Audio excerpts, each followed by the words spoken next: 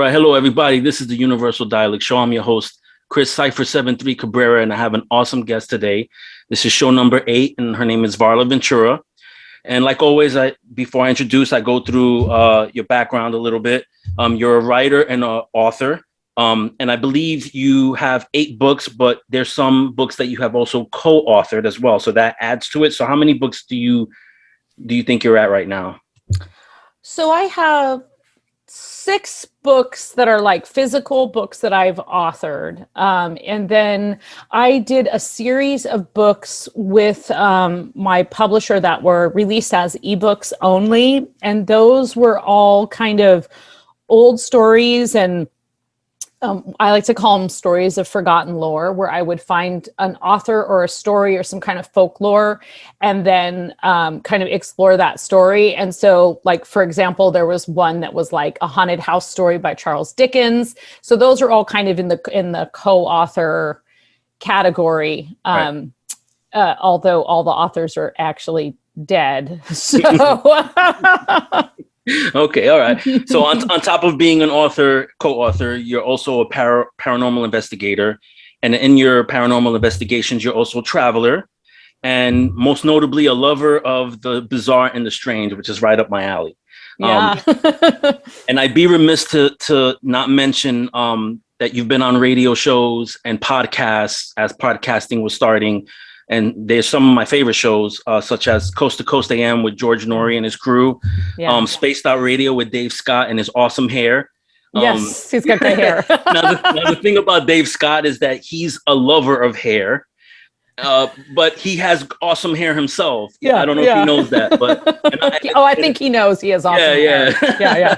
Yeah. I'm a weird guy where I'm a lover of hair because I just got like wavy hair. I wish I had like super long, straight, awesome hair with body. It's just curly. But you've also been on Beyond the Strange with Dave Cruz. I love Dave Cruz. I know Dave Cruz is awesome. And there's another individual that I've talked to before, and we've had, communication back and forth. Jeffrey Pritchett of the Church of Mavis radio show. Yeah. He's great. Yeah, he's awesome. I interviewed him, which is weird because I used to write for a music magazine. And I've known the editor and the creator of the magazine for many years. And I just did primarily because it's an underground, independent, like rap magazine. Mm-hmm. And that's what I did because I'm into rap, but I'm also into metal. And I just had a conversation with the editor one day, and I didn't realize he was into metal as well. And him and I had this great conversation about metal and like thrash metal, all this stuff. So I asked him, like, listen, is it okay if I just do reviews and interviews with just artists in general, not just rap? Can I expand? And, he trusted me and he was like, yeah, go ahead. And Jeffrey, I wound up just meeting him on Facebook. We wound up having a conversation, and he's into music and is part of the music industry in the past. And I wound up interviewing him, combining both the music industry and paranormal together. And I did cool with him in the magazine. So that's how I know Jeffrey. So those are your accolades, so to speak. I know there's many more. Give me the Varla origin story. Like, where were you born and raised? I know that a lot of times that has to do with what sets a person on their path, like where they were born and raised and the background. So give me your origin story and spare no details, please. Okay. Okay. Well, I was born in California and the San Francisco Bay Area and lived most of my life there. My mother is a practicing witch and occultist. And so I think that's probably, I've come to understand that that's fairly unique. So she was born and raised in San Francisco. We actually moved up to the foothills in Northern California when I was a kid and lived there through my teen years, and then went back to San Francisco as soon as I could. Almost as soon as I could drive, and then had lived most of my life there.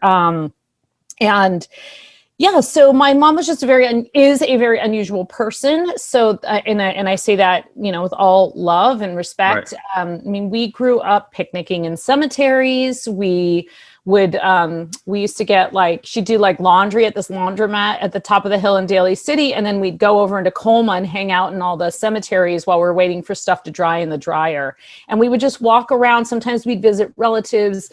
A lot of times we were just walking around kind of exploring, you know, we used to walk around and just like make up what people's stories were. And then also try and figure out maybe who was related in different graveyards. And so living in the foothills, there's a lot of old pioneer cemeteries and a lot of unmarked graves and strange kind of like graves all on their own in the middle of the woods, which we found here and there. So that we just would continue to do that. And then the bookshelf that I grew up on, you know, I've always been a writer since I was a kid. And the bookshelf that influenced me was my mother's bookshelf, which had, you know, some classic occultists like Aleister Crowley and Dion Fortune, tarot books, astrology books, books about past life regression, time travel, fiction, nonfiction, a lot of horror. I grew up probably reading like, you know, Stephen King way too young. Right. Yep. Yeah. I remember, I think I actually saw The Shining when I was like still in preschool. So there you go. And I have a funny story about that since you said spare no detail. Yeah, go ahead. I'm sure you've seen the movie The Shining, right? Where, Yes. The like Stanley Kubrick. So the first time I saw that, like I said, I was very young. We hadn't moved from the Bay Area yet, so I must have been, under like 8 years old. But I remember not having started school yet, so I was still in preschool age, and there's a scene in that movie where, there's lots of scenes in that movie that are super gruesome, right? There's a guy chasing the wife with the axe. There's the blood rushing out of the elevator, all that kind of stuff. Does my mom cover my eyes for any of that? No, she does not. She covers my eyes when the naked lady is in the room, who then transforms into that like kind of like waterlogged hag who starts like going after zombie him. almost. Yeah. So she covers my eyes for that, which she didn't cover very well. But I just thought that is just, I still give her a hard time about that. I was like, you didn't care if I saw like buckets of blood pouring down the stairs, but you cared if I saw like a, naked lady. I think she didn't know what was going to happen because the movie had just come out, so it was she barely knew it. She just, we better cover this one. So anyway, so I just grew up with, we didn't attend church on Sundays, but we did walk through the woods and harvest herbs and looked for fairy glens and fairy circles and things like that. So fairy tales were a huge part of my life. That's definitely reflected in my strong interest in folklore and the collection of folklore wherever I travel. Actually, one of the more recent trips I took with my mom, we went to Key West and we did a bunch of we tried to find all the haunted places and ghost tours and a few pirates, of course. Those are just kind of like, and I have quite a few siblings, and most of them are at least somewhat interested in the paranormal. All of them feel very comfortable in cemeteries. One of my sisters is probably the most, who's closest in age to me is the most interested in like the paranormal, and she's really interested in Bigfoot, and she lives still way up in the hills where, you can hear the occasional Bigfoot holler anyway. So, right. So that's kind of the origin story. And then I just, I was actually working for a publisher as like an editorial assistant, super low paid, going through the manuscript over the transom, we used to say, which is a term that they say in publishing for things that come unsolicited. But it comes from the times when people would try and send things to publishers, and they would actually just like try and throw them in over the transom window over the door. If they couldn't get someone to accept their manuscript, they would put it up over there. So we used to call it over the transom. And I kind of just started putting, I was writing and doing like things for some underground zines and things like that in San Francisco that were totally unpaid. And I'd kind of met a couple of other poets and writers and things. And I just sort of started at one point having a little bit of like, oh, maybe if I, if I wrote something of like the things that I liked, and I approached the publisher about doing this book of like bizarre trivia, and it actually ended up being really successful, and so that's kind of how I got I was able to publish several more books with them. Awesome. Yeah. So just so you know, you're not alone with the wackiness, in your upbringing. Yeah. Like I remember growing up and reading Helter Skelter. Yeah. Okay. Yeah. And I remember my mother buying like the old school crime magazines where you have the typical cover of like a half naked chick tied up, and you have the burglar with the knife. Yeah. Those, so you're not the only one that grew up like crazy, having weird things around you in the house. Dark parents, yes. Dark mind. Yeah. Look where you're at right now. So, I mean, there was something good that came out of that. I'm sure our parents are very proud of us, right? Yes. So you mentioned that your mother was a witch, and you said that it was unusual, but was that unusual in your mind, or was that unusual other people's perception of her and you knowing that? So I never thought it was unusual until, I was kind of in my 20s and gallivanting around the world. And it turned out that, a lot of the people that I knew grew up with more normal. I don't know, like that the idea of being a witch is such a natural, normal thing to me. It's not something that comes out of books. It's not something that you can study, and there's the world of witchcraft is very vast, right? But there's something very instinctual that I understand about it. And so I do remember being at this party one time when there were like it was actually like an OTO party. So it was the Crowleyites. Crowley, yes, the Crowley, yes. And my friend snuck me in. She was a Crowleyite, but I wasn't. But she snuck me in, and I remember her saying, "Oh, don't worry, her mother and her grandmother are witches or something like that." And I just thought, "Oh, that's funny. This is like Hogwarts or something. Like they're sneaking me in because I'm a Muggle or whatever." And I understand. I came to understand, and this is no critique at all of people who dedicate their lives to the study of witchcraft. And I do know quite a few people who are practitioners of initiatory witchcraft, which is a much more like dedicated, formalized in a sense. And it's a big, deep step that I have not taken. And why? I don't really want to. Right. Okay. It doesn't interest.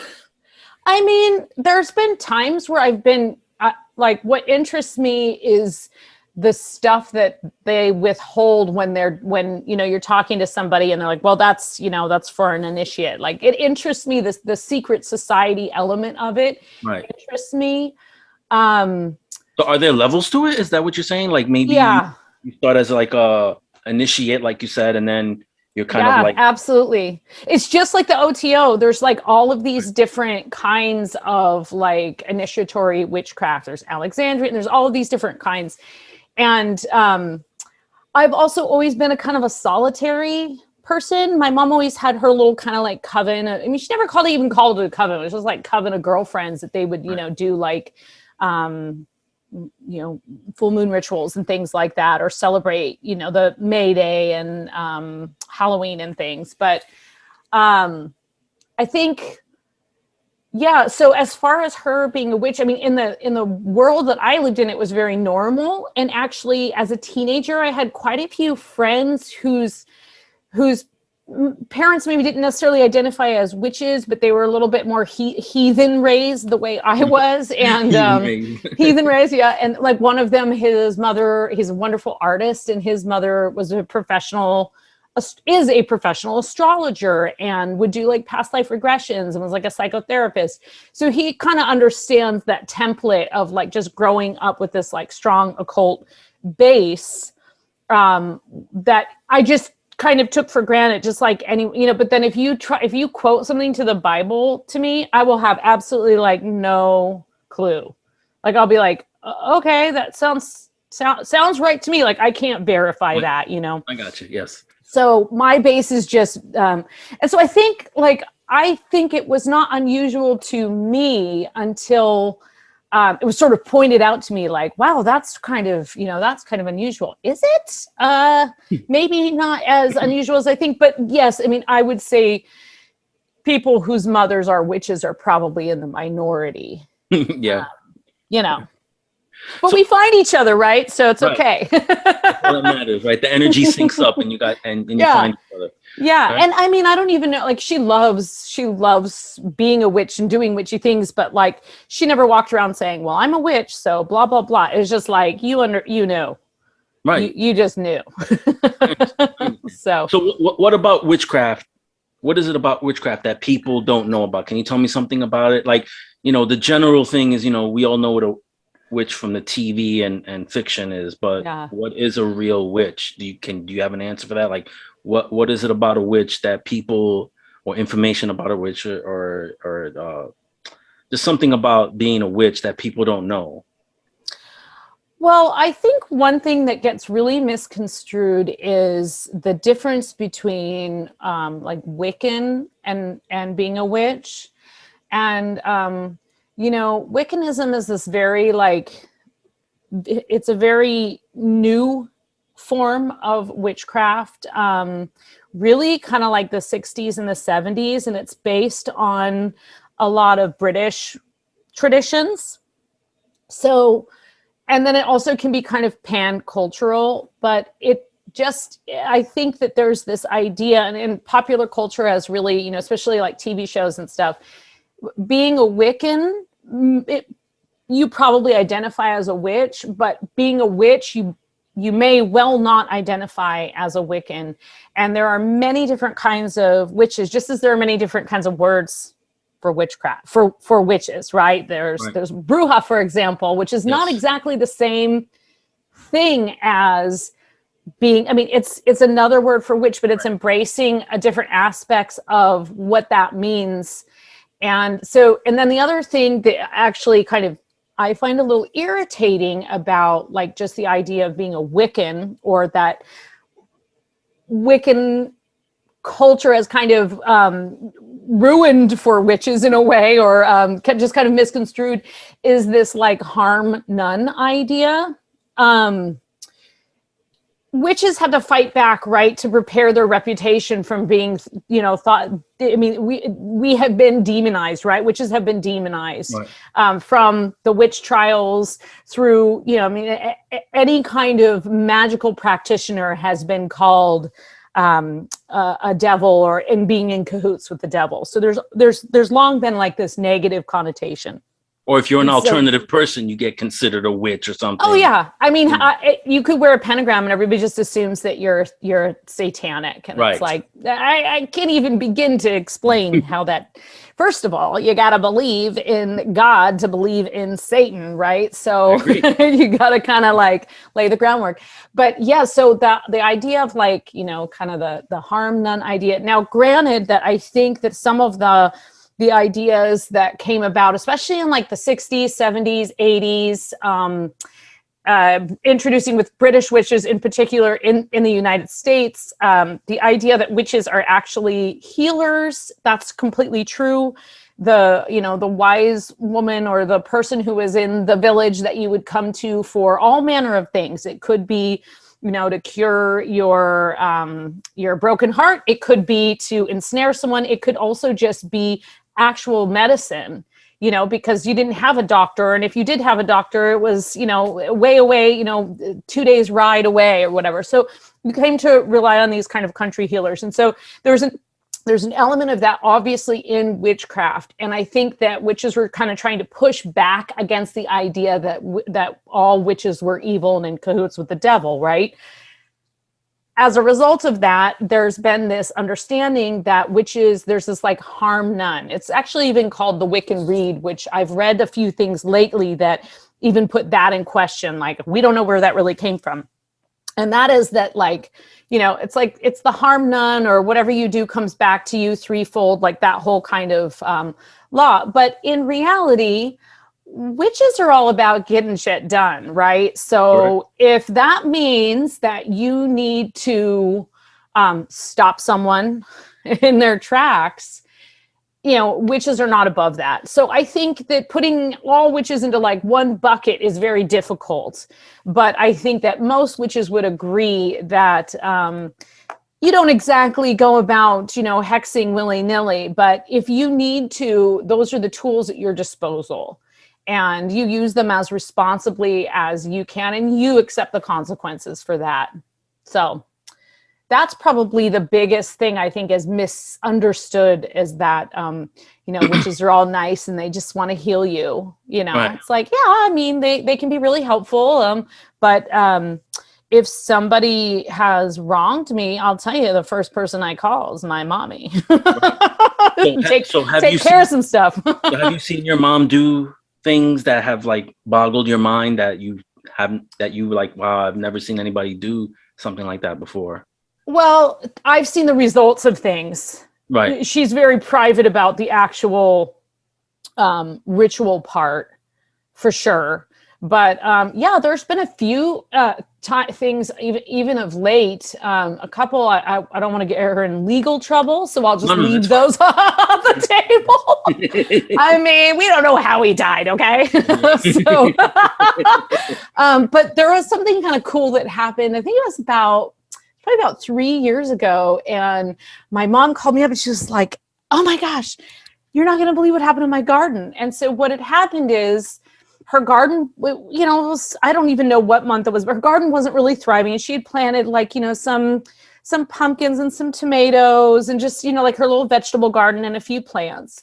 In her garden, she has this like dedicated fairy well. And she's really taken up a lot of fairy magic lately. She's always been kind of interested in fairies and fairy culture, but she's sort of ritualized it and put it in. And the idea of the fairy well is that you sort of make like this place in your garden that's like, not only just for the fairies, but the well is a way to go into the underground, which, I mean, we can talk about fairies. Like, people do definitely have a misconception of fairies as being these like Tinkerbell like things. And the fairy world is actually incredibly dark.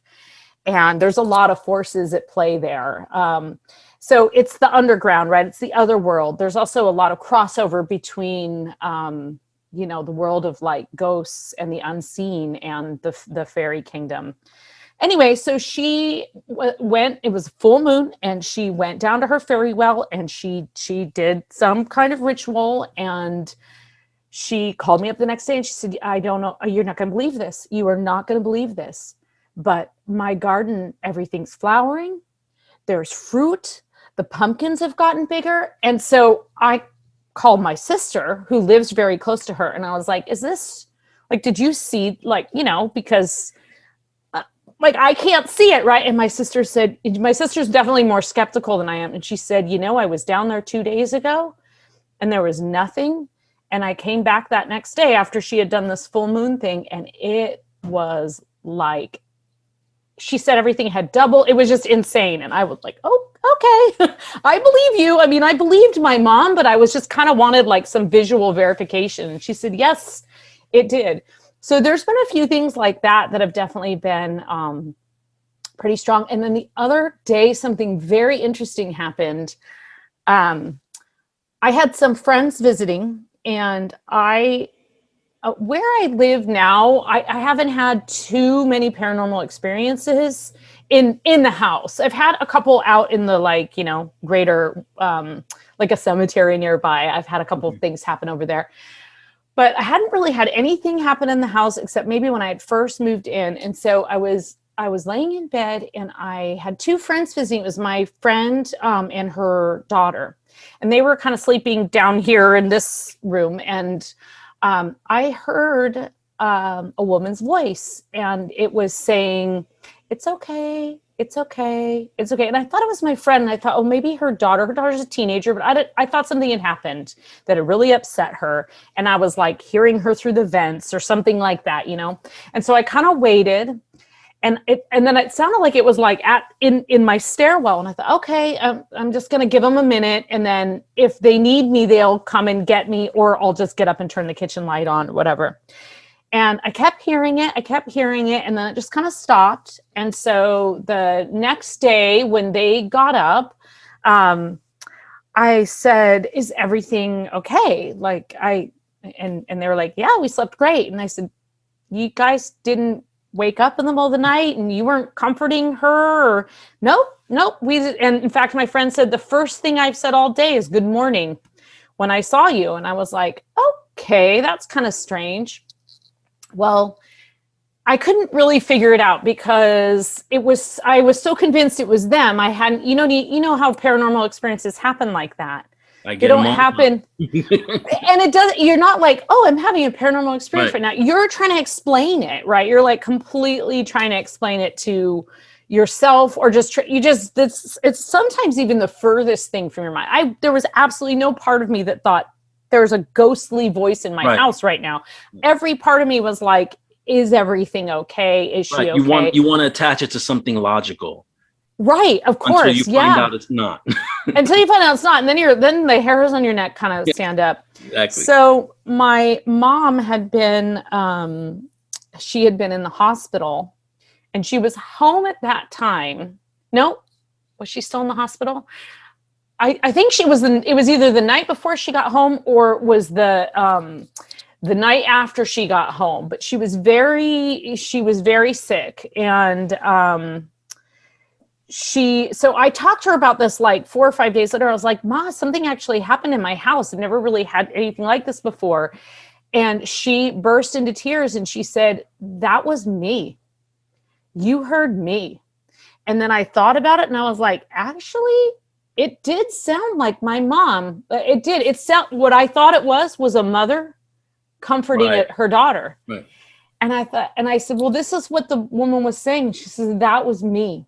And I was really scared because I was really sick. And then she reminded me that there was another time that she had done that she had sort of like projected herself. Right. And it was my brother, and he had been out. My brother's a firefighter in California, and he had been out on a call somewhere else, like a county over. And they got a call that there was a fire really close to their house, and they live up in the woods. And my mom, like in her mind, screamed for my brother to come home. And he got home as fast as he could. And he told her, "I heard you. Wow. I heard you calling me." So that's either way, either whether it was a ghost or my mom, it still was a paranormal experience. And I have heard of people being able to do that. But my mom seemed to do it almost like without, not without meaning to, but I think she wanted someone to hear her because she was really scared. And your mom's usually not the one that shows the fear, right? So I don't know. It was just a very, it was just it was a very interesting and very strange, another kind of paranormal experience beyond just, I shouldn't say just seeing ghosts or whatever, but like, a little bit different, like some kind of projection. Yeah. That you're like, wow, okay, that's new. I was kind of like, whoa, all right, are you going to keep doing that, or like, but why through the vents? A regular thing. Why not through the phone or something? Why through the vents? Mm-hmm. Mm-hmm. So, you said you had some experiences. Can you get into some of those experiences? Yeah, sure. I'd love to hear about, I know you've probably talked about them before, but I'd love to hear about some of yours. I've just had experiences since I was a kid. Like they became pretty regular.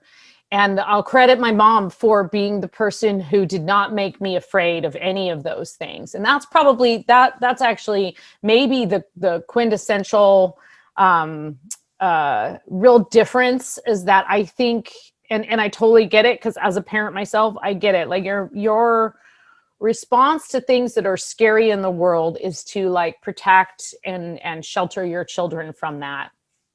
But sometimes if you don't talk about those things or you dismiss those things, it actually does more harm than good. And so, like a super early example I can give is that, like many kids, I was having a nightmare and I woke up and I was crying about this nightmare where was like running through a field and I fell in this giant hole. And my mom said, okay, well, why don't you just dream that we had a great day? And she said, why don't you just go back to sleep, have that exact same dream, run through that exact same field, fall in that same hole. But this time when you're in the bottom of the hole, call for the dog and have the dog come and drop a rope and pull you out. So instead of just saying it was just a dream or it's just a nightmare, she taught me how to lucid dream.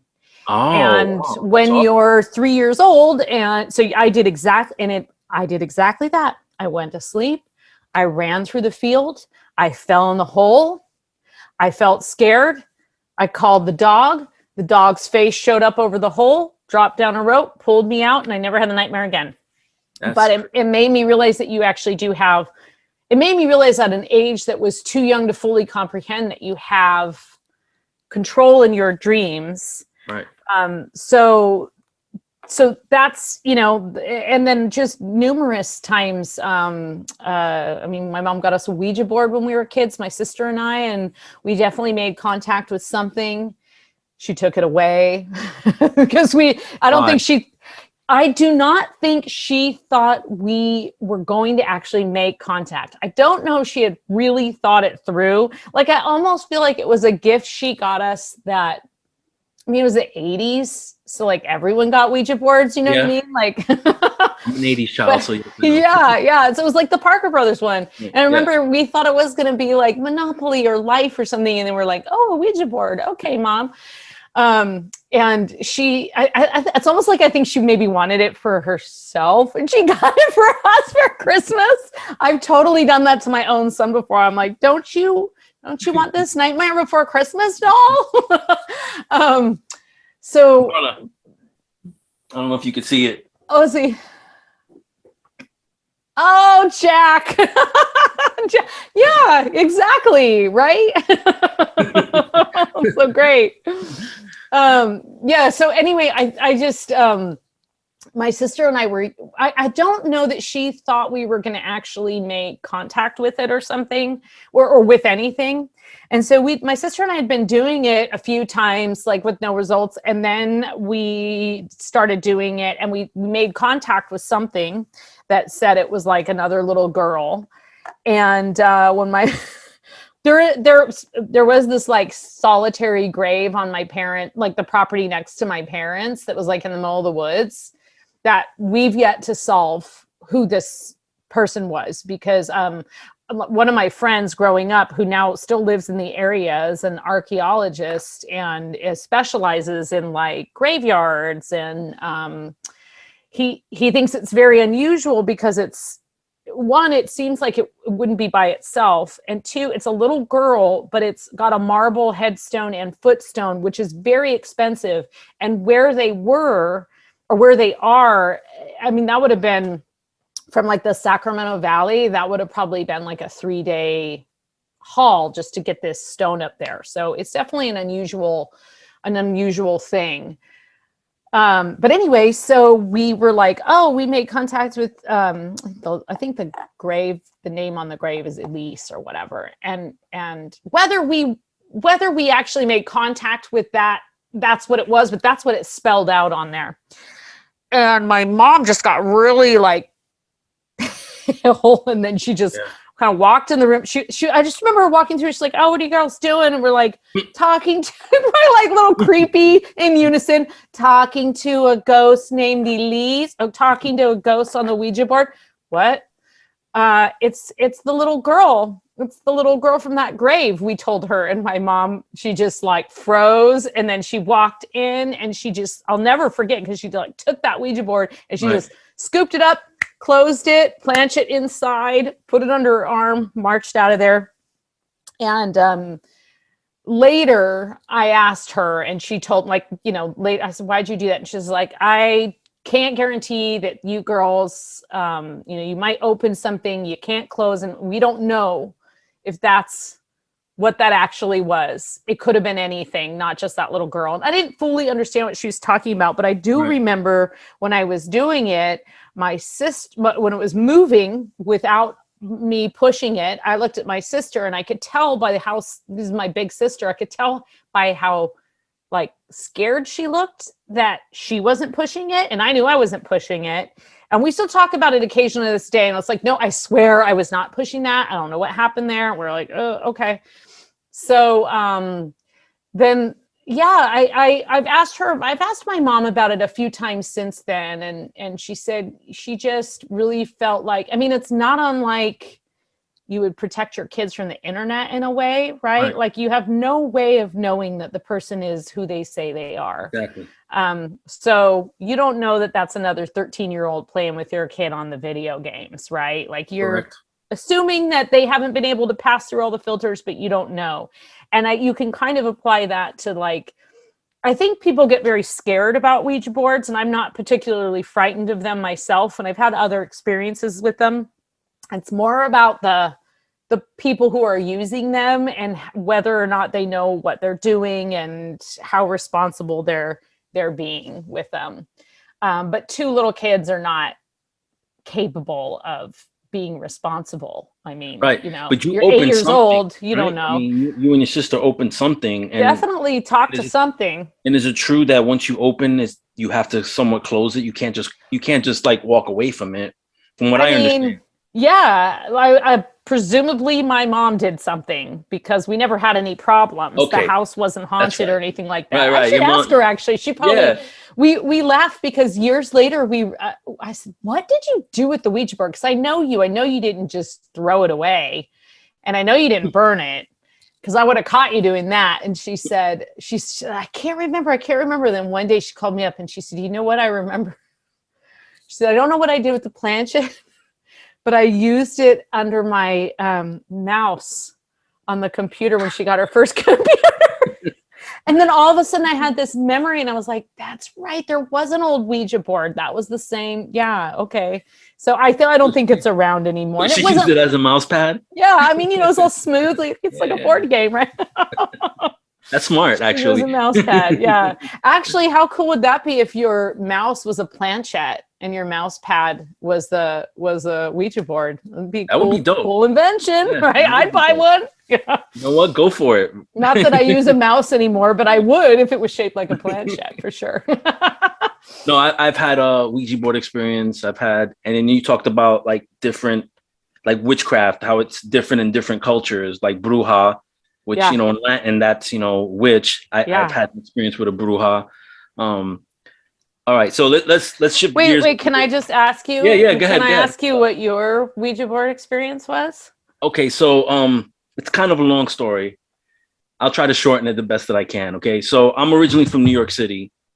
I grew up in the ghettos of New York City, and then my mother moved me and my brother, and she was married to another man at the time, so I was my stepfather, to Central Florida, where I'm living right now.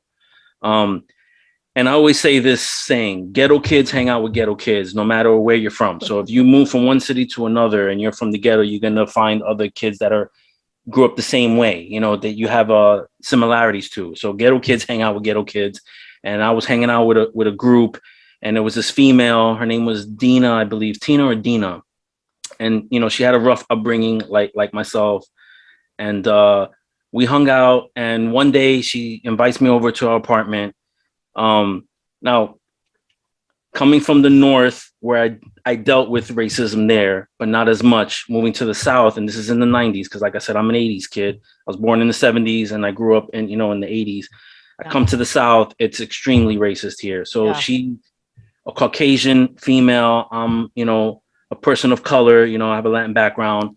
Her dad was extremely racist and didn't want her hanging out with people of color. So I took a risk by going to her apartment and hanging out with her and some other friends there. And so her telling me her background with, her mom leaving them because, she was a drug addict, and the dad having his own issues. She was already had this energy or aura around her that was negative. And I also had it as well because of my upbringing. So I guess we attracted each other, Yeah. So I went to the apartment. This was at nighttime with people I didn't even know. They were friends of hers. And they obviously had this set up. It was supposed to be us just hanging out, drinking like Zimas, Bartles and Beans, like, you know what I'm talking about? Like, Bartles and Beans, Zimas, like the corny stuff. But they obviously had it set up. And somebody pulls out a Ouija board. I don't know if it was the Parker Brothers one. And they had candles, like how you have a candle behind you. They had candles all set up. And so we started messing around with the Ouija board. And then, it started to move. The planches started to move. And always, or most of the time, somebody's like, oh, who moved it? Oh, you moved it. And everybody's arguing, oh, you moved it. But it was moving. And at first it started out fine. People were asking questions. But the female that I knew, someone that she had known had passed away recently. And she had asked this being or the spirit or whatever it was, what the name was. And it spelled out that person's name. Now, in hindsight, and all the things that I've watched, and I've heard you talk about Ouija before, and other people, it could be a deception. It might not be that person's spirit. It could be what they call a demon or an evil entity that's portraying themselves as that spirit. Because I feel like once you start messing with the Ouija board, you open something up, a portal, and you allow things to come through. And if you don't know what you're doing, you can allow the wrong thing through. Okay, so as she's talking to the spirit, I guess at first I thought it was the flickering of the candles, but I saw things moving in the background, like the dishes in the background. I saw like the door to the bathroom closing slowly and opening slowly. But I thought it was my eyes playing tricks on me. So I continued with this. So at the end, this thing spells out kill and some other like negative things. She started freaking out and crying. And then the board, somebody said they didn't do it, but the board flipped. Okay. I've had that happen actually. Yeah. The board flipped. I don't know if somebody did it, but the board flipped and we just ended it there. So maybe like a week later, I'm going to see how she's doing. And she told me that things after that weren't the same. In other words, she would see shadow people, which is something my whole life I've seen. I have a relationship, love-hate with shadow people. They've bothered me my whole life. They're even affecting my kids actually, but my whole life I've had shadow people. So she said, I've been seeing shadow people. She's like, there's times where I'll go in and I'll take a shower and nobody's home. My dad's not home or anybody. And when I come out, there's messages written on the mirror, from the fog. Oh, yeah. And then she said even her dad, who was a grumpy person anyway, was even more grumpy, like his behavior changed. And he was doing like, she said, oh, he's drinking more. And he's just acting out a lot more, And then I found out like maybe a year later, because I would ask people that knew her, like, do you know what happened to her? And they said that she had gone crazy. And that was the last that I heard. But I don't know if I don't know if that part is true. I just know that we had that experience and it wasn't a good one. Yeah, I wonder if like part of the effectiveness of the Ouija board is that like when you do other rituals and things, like one of the things that you do is frequently like you'll do it within a circle or people will like join hands. You even see people doing that when they're praying, right? They'll all join hands and bow their heads and everybody's focusing on one very specific thing.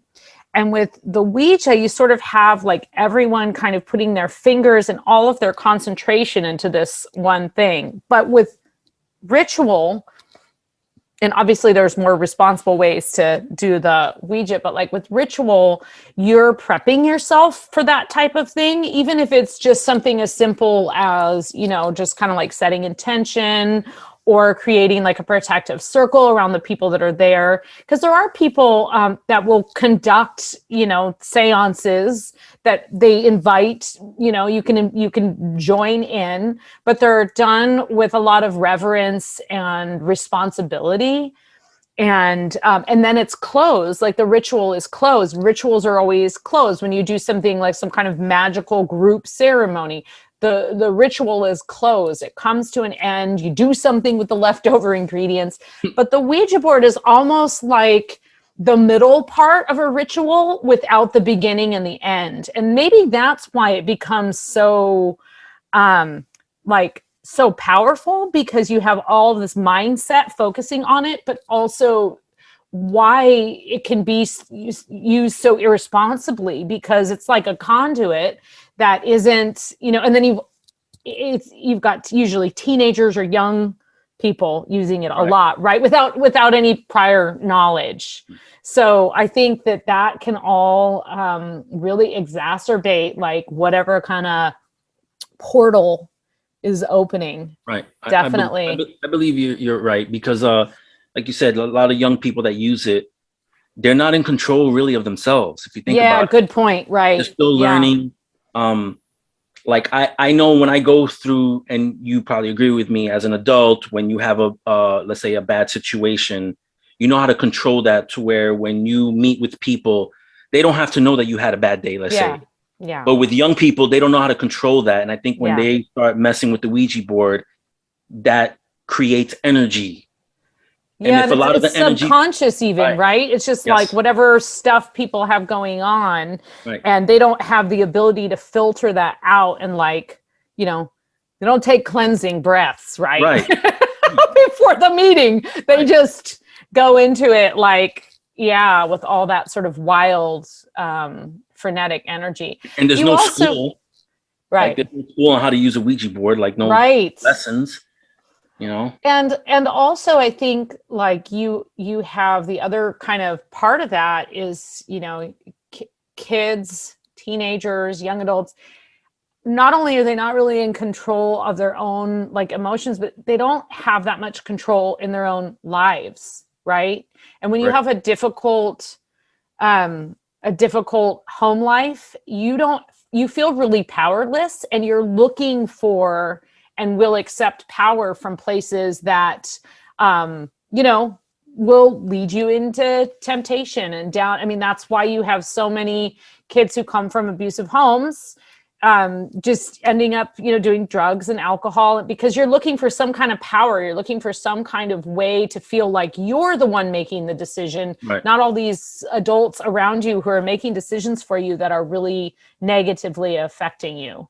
Right. So I think I'm not a religious person, but I know that there's the reason why people go to like Satanism is because I've read the Satan, the Satanic Bible before. It's very empowering.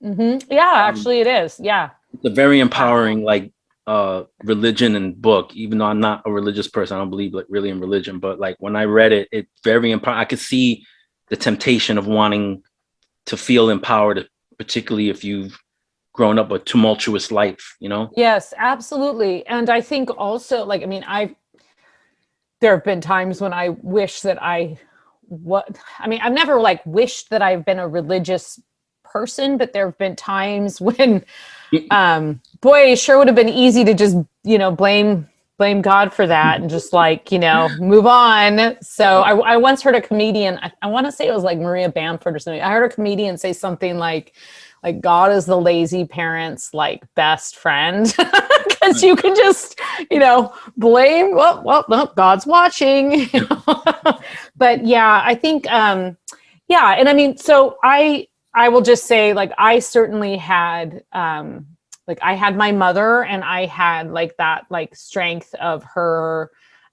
witchcraft, but I wouldn't really want to go into it in great detail, but I didn't grow up with like a very peaceful childhood. There was a lot of violence and just a lot of like poverty around in my household. So I think that anytime you have that, as you said, you do tend, and you also have to be really careful, and certainly like the kind of people that you're attracted to. I mean, you're very vulnerable, right? It's almost like kids that grow up in that kind of situation are more vulnerable, because they're really looking for something that's going to be the right thing for them, because the one thing that's supposed to be right, which is home, isn't right. Right. And so you're looking at all these outside sources.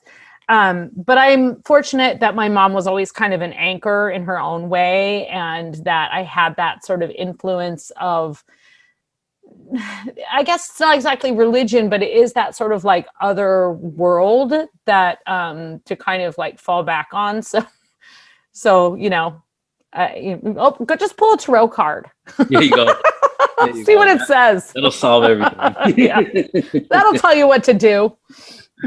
All right. So you mentioned and I was gonna go down memory lane, but I have to go back to this because I'm really interested in like the works of Aleister Crowley. Mm-hmm. Now there's all these different things about Aleister that people talk about. He's not a good person. He started this OTO. It deals with satanic, background. I mean, can you clarify some of that?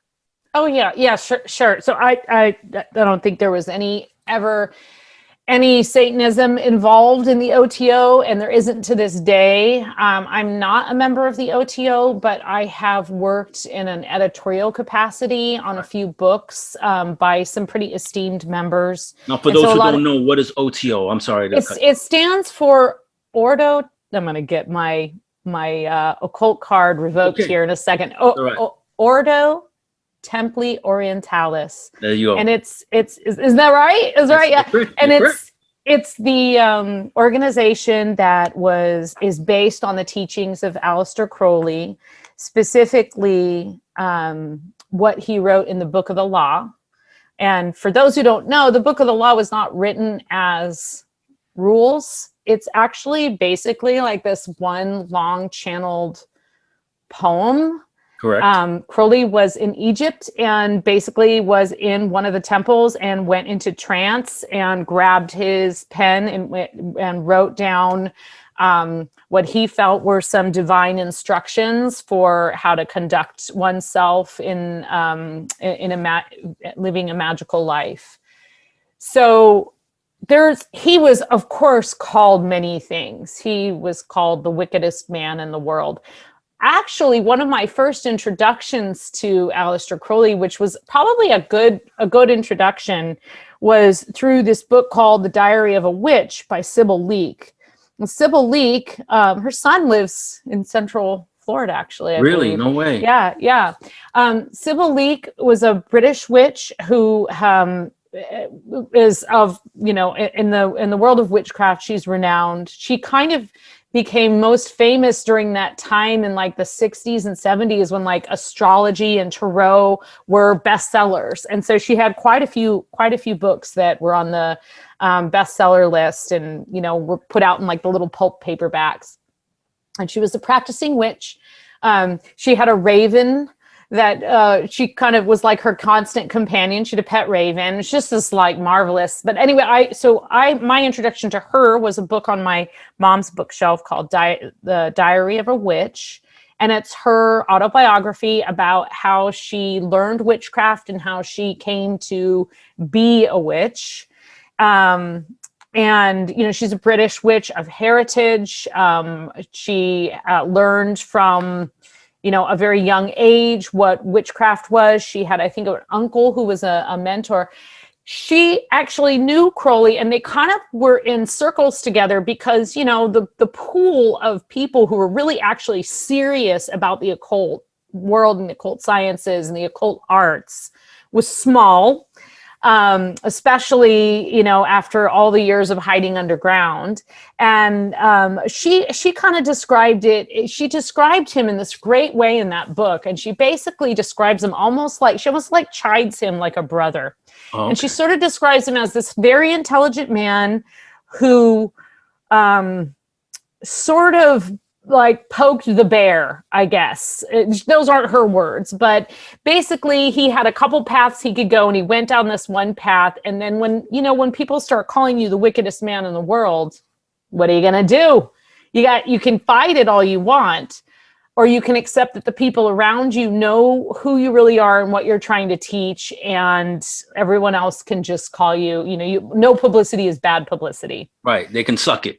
Yeah, basically. Yeah. And so I learned a lot about him working on this one project with Lon Milo Duquette. He was working on a book that that was like sort of excerpting from the Equinox, and the Equinox was like this regular journal that Crowley would put out, and there are like, I want to say there was like 15 different equinoxes or whatever, and you can find them in like big volumes, but there's not, they never really ever came back into print again. But there's all these Easter eggs in there. And so, like, for example, even though Crowley was, said he was like this really evil, wicked man, he had like this really great sense of humor, and he actually would like give himself scathing reviews in the Equinox. And so he had like all these different pen names, and you'd read this review and I was like, Diary of a Drug Fiend. This is absolute, crap. I don't know who wrote this. And then the review is by Crowley, totally like criticizing himself. And so he would do all of these different things kind of to combat like the, probably the negative pressure that he got from all of that negative publicity.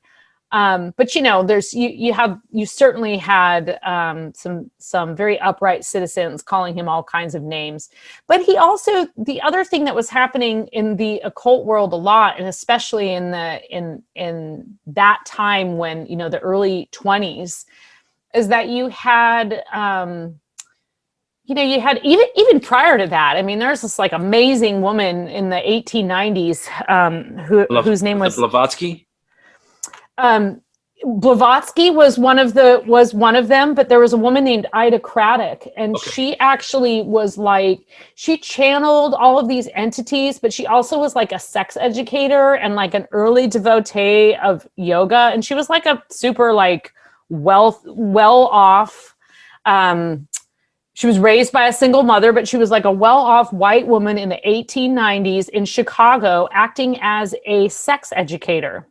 And this was before women were even allowed to vote. They couldn't really do much unless their husbands approved. And so she was pretty radical. But that was the thing, is that within a lot of these occult, the kind of underlying thing that was so scandalous was this idea of like sex magic, or talking about sex, or doing anything that had to do with sex that wasn't like exactly... sex just wasn't talked about, it just was not. And so I think that was a big part of kind of, there was this mystery of like, oh, he had all these different women and what was going on there. And I don't really know. I don't know all the answers, but I mean, hey, each his own. Like I said, exactly. I was raised in San Francisco, to each his own. Yeah.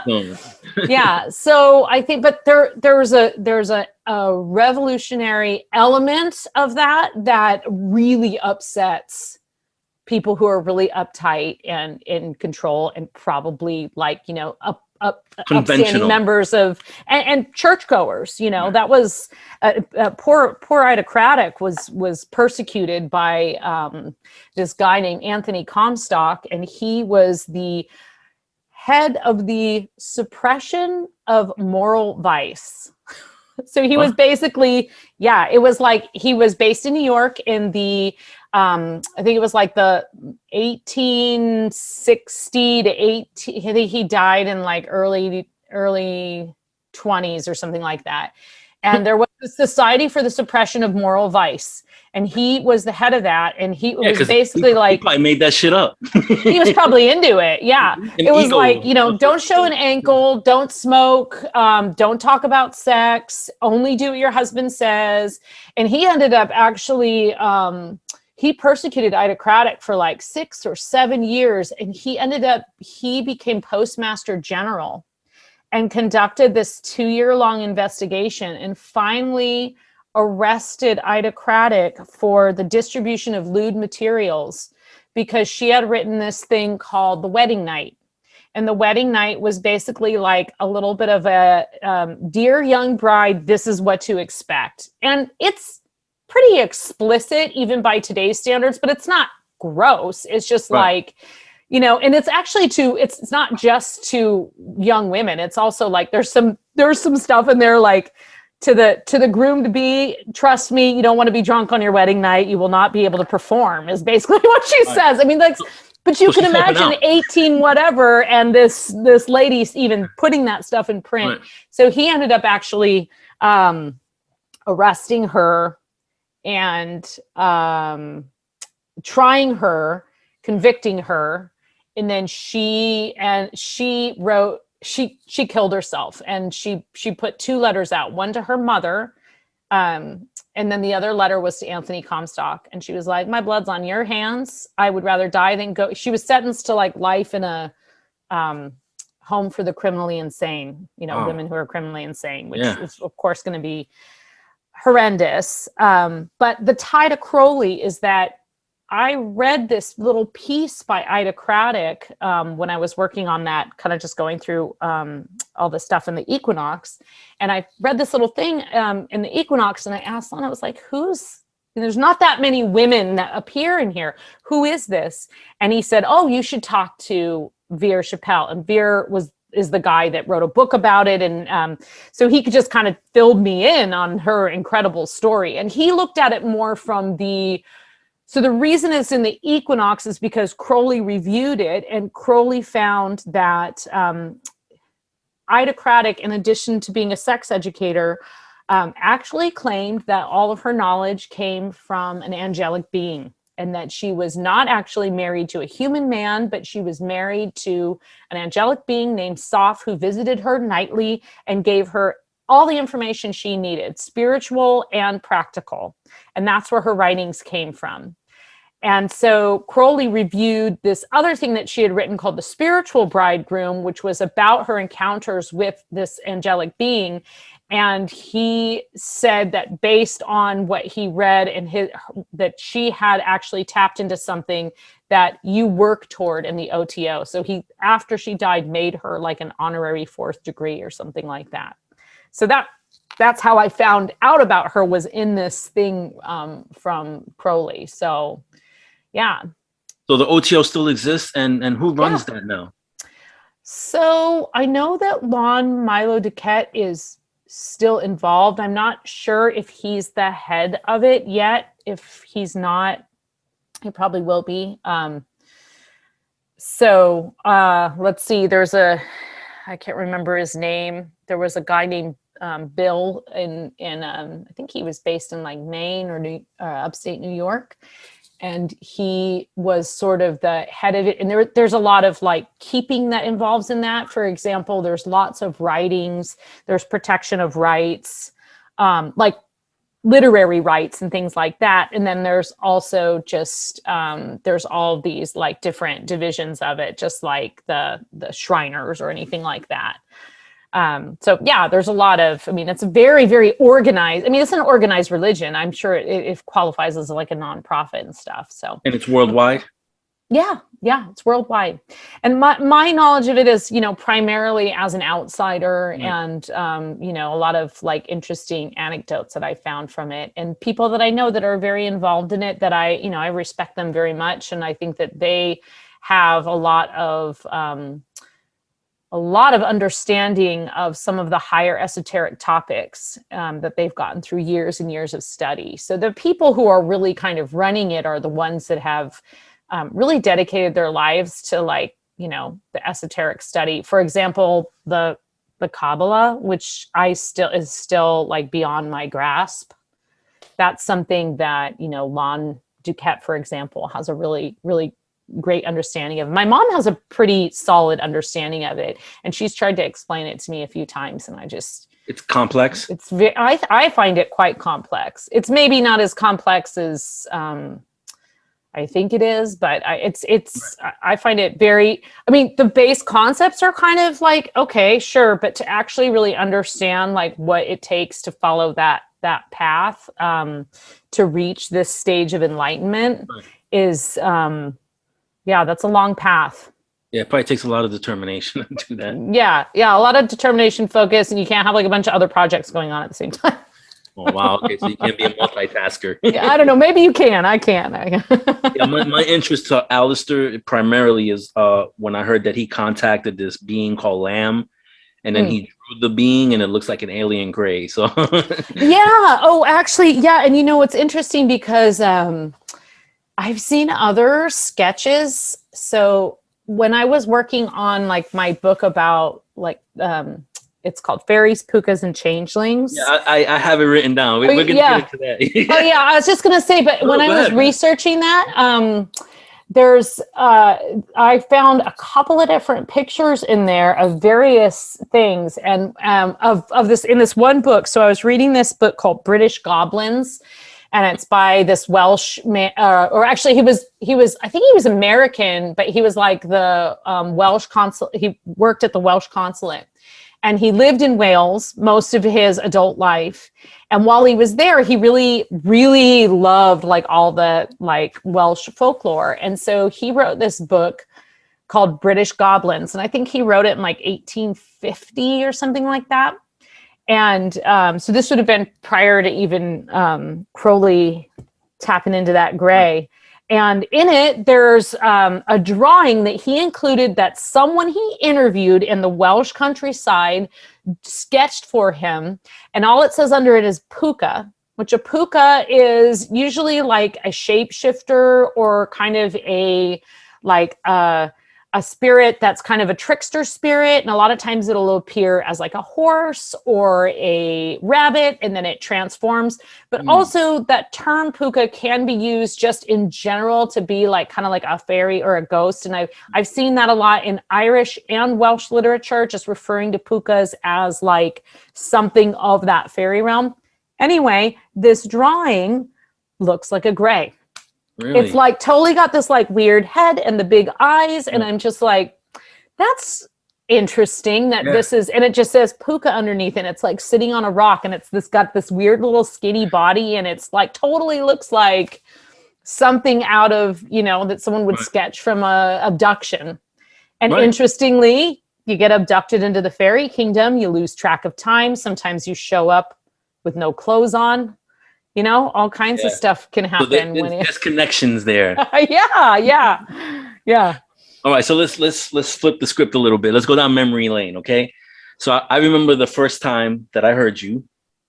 You were on a Coast to Coast show in December 2008, and I believe it was one of the shows where people like myself, regular people, call in, to talk about their experiences. But you had opened that show. And another reason why I remember that show is because, as you know, Coast to Coast plays great music as they go into transition commercials. Yeah. I remember them playing a Peter Gabriel song, but I don't think it was Shock the Monkey or Sledgehammer. I know it was another one. And then they played Sweet Caroline from Neil Diamond, and I loved Neil Diamond. That show, I remember you talking about the tablets of Tartaria. Can you get into that? Oh, let's see. Tartaria in Transylvania. Okay. So yes, we can get into that actually, because I have the book right here. It was probably right after, if it was 2008, it was probably right after Banshees, Werewolves, and Vampires came out. And that was probably why I was on Coast to Coast. And I totally have, because there were these tablets that are, so what do you know generally of Tartaria? Because I know that Tartaria in of itself has a story behind it, the area itself. Do you mean the tablets that had like old writing on them that were... Yeah, it supposedly predates Sumerian text. Yeah, let me see. Let me just find this here, because I know I have like a whole section on it. And I know like the region of Tartaria was... very Atlantis-like. It was supposed to be this where these beings lived that were extremely smart, technologically advanced. But why do I feel like that's not the name that was on the tablets? They might have been called something else, but I know that they're known. I'm just going to keep looking really quick because I know I have stuff in here about it, and I just want to make sure I get the name right. Right. And it was 2008. Yeah, I know. I'm sorry. I didn't go down memory lane. Going in the way back machine. Yeah, but I do know what you're talking about, and the writing predates. It does predate Sumerian, which is supposed to be one of the earliest, if not the earliest, written language. Although their jury's out on that because there's other writings around the world that are not understood to be writings, but that are considered written languages. But those Sumerian tablets, you know, our history is all messed up. Whatever we were taught in school, it so doesn't. damn biased and Yeah. backwards. Yes. It's like, yeah, every corner you turn, you just, it's great that we are collectively realizing that, I think, you know, because that's just the beginning. You have to collectively realize it. And that means that everyone from the believers to the non-believers have to start like acknowledging and recognizing, you know, that there's a system that absolutely needs to be dismantled. Correctly, yes. You know, just like we punk rockers all knew back in the back in the 80s. Oh, okay. I'm so sorry because I know they're in here. Apologize. So yeah, I know you're getting serious because you put your glasses on. So I know. Well, I have to be able to read too. Well, there's definitely but I feel like it has something to do with vampires, though. well, Why do I feel because it's Transylvania. Yeah, because it was in Romania. Transylvania. Yeah. Right. But there was another connection there, and I'm trying to remember what it was.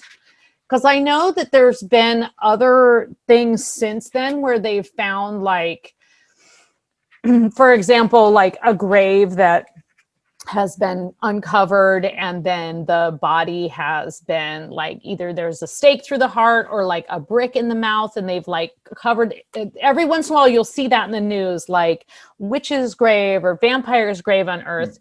And the debate is, does it prove the existence of vampires, or does it prove the belief in vampires? Correct. You know what I mean? Like, does it prove that person was a vampire and they had a brick in their mouth so they would never come back up again?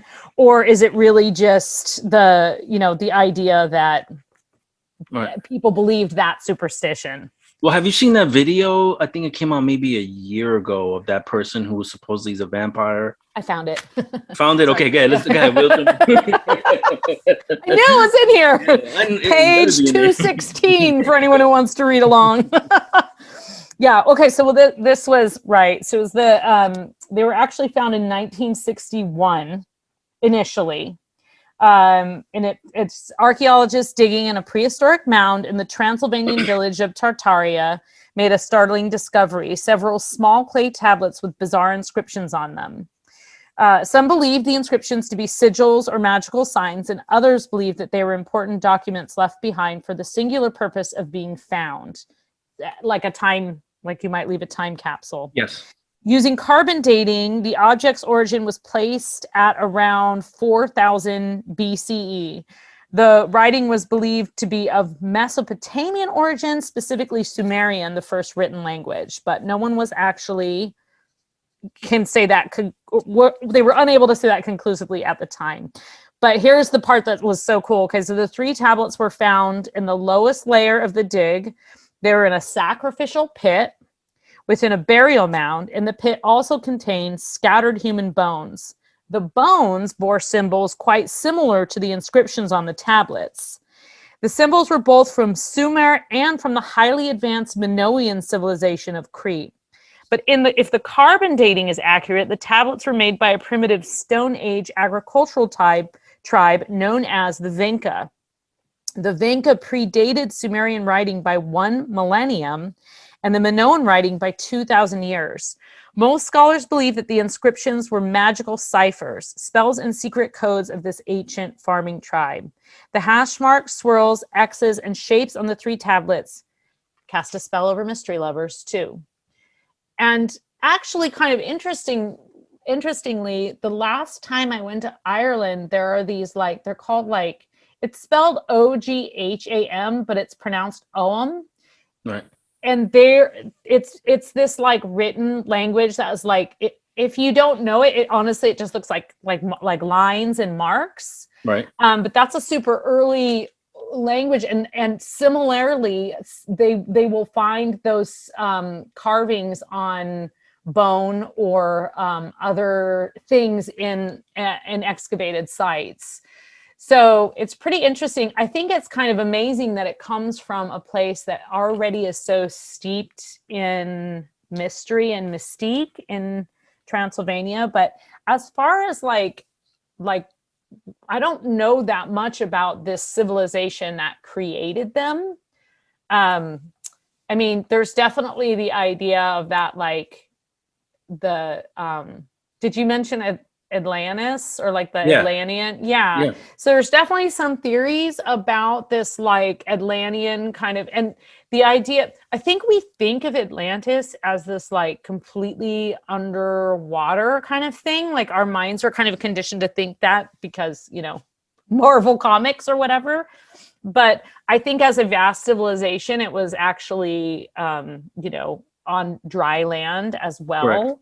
And I think that you'll find again and again, and it's as we have climate change and you know, water levels are dropping, these discoveries kind of keep unearthing themselves, literally, right? Like things that were for quite a long time at the bottom of the sea are kind of unearthing themselves.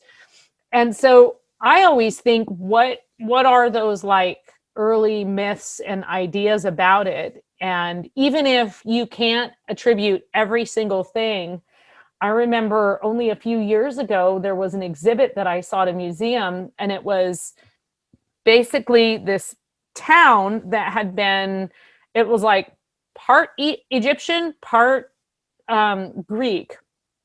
And it was actually thought to be a myth. The name of this, I forgot the name of it, but the name of this town was completely thought to be a myth. They thought it was like this old story about like some kind of trading post, but no one thought the actual town existed. And then some underwater archaeologists found this tablet, and this tablet like legit told the whole story of how the town was found. It was like a tablet that had been in the town square, and they kept looking and they found massive pillars, and they found this evolution of art and artwork that actually married both the ancient Greeks and the Egyptian civilizations, from sculptures to money. They found money from both cultures. And so it actually was totally true. Legit, the whole yes. thing was, it was like totally true, but it had been dismissed as some kind of myth. So I mean, there's got to be something that we don't know. And then of course there's the whole idea that I mean, there's many people that believe that even the Egyptians were in, like, what the Egyptians believed were the gods and goddesses that they were talking to and the divine beings that they were talking to. Some people think that that was, you know, off-planet or alien life forms. But that kind of brings us back to the thing we were talking about earlier with like the sketch of the Greys. Right. That I wonder all the time, are we just calling things different names? I know. I was going to bring that up. Yeah. Because it sure feels like it. Like the more you go down that road, the more you can really see like what you called a puka, you know, and what you called a shapeshifter, you might call an alien, or not to say that there's exact parallels with everything, but I guess the point being that people have been having these experiences and using different words to describe them since time began. Right. So, well, the thing is, our vocabulary is so advanced now, even though if you think about it, we're kind of going backwards. Yeah. Right. With how we communicate now with all this shorthand and these new words that we're creating. But I'm just saying, like, we're more advanced when it comes to being able to communicate now. We have more words to explain things. Whereas, let's say Alexander the Great, who saw a UFO, described it as a shield because that's the only thing in his vocabulary. Right. That's the thing it looked the most like, right? Because he didn't have unidentified flying object in his vocabulary. Right, exactly. And when you have all these stories, especially the stories like I love a lot of the kind of early turn of the 20th century folklore that's been gathered from, you know, William Butler Yeats traveling around Ireland and taking these stories that people told him as he traveled. And these are the stories that people have been telling for centuries about the fairy tree or the well that, you know, has healing properties. I mean, you have that around the world where there are these stories that go back, you know, generations and generations, if not longer.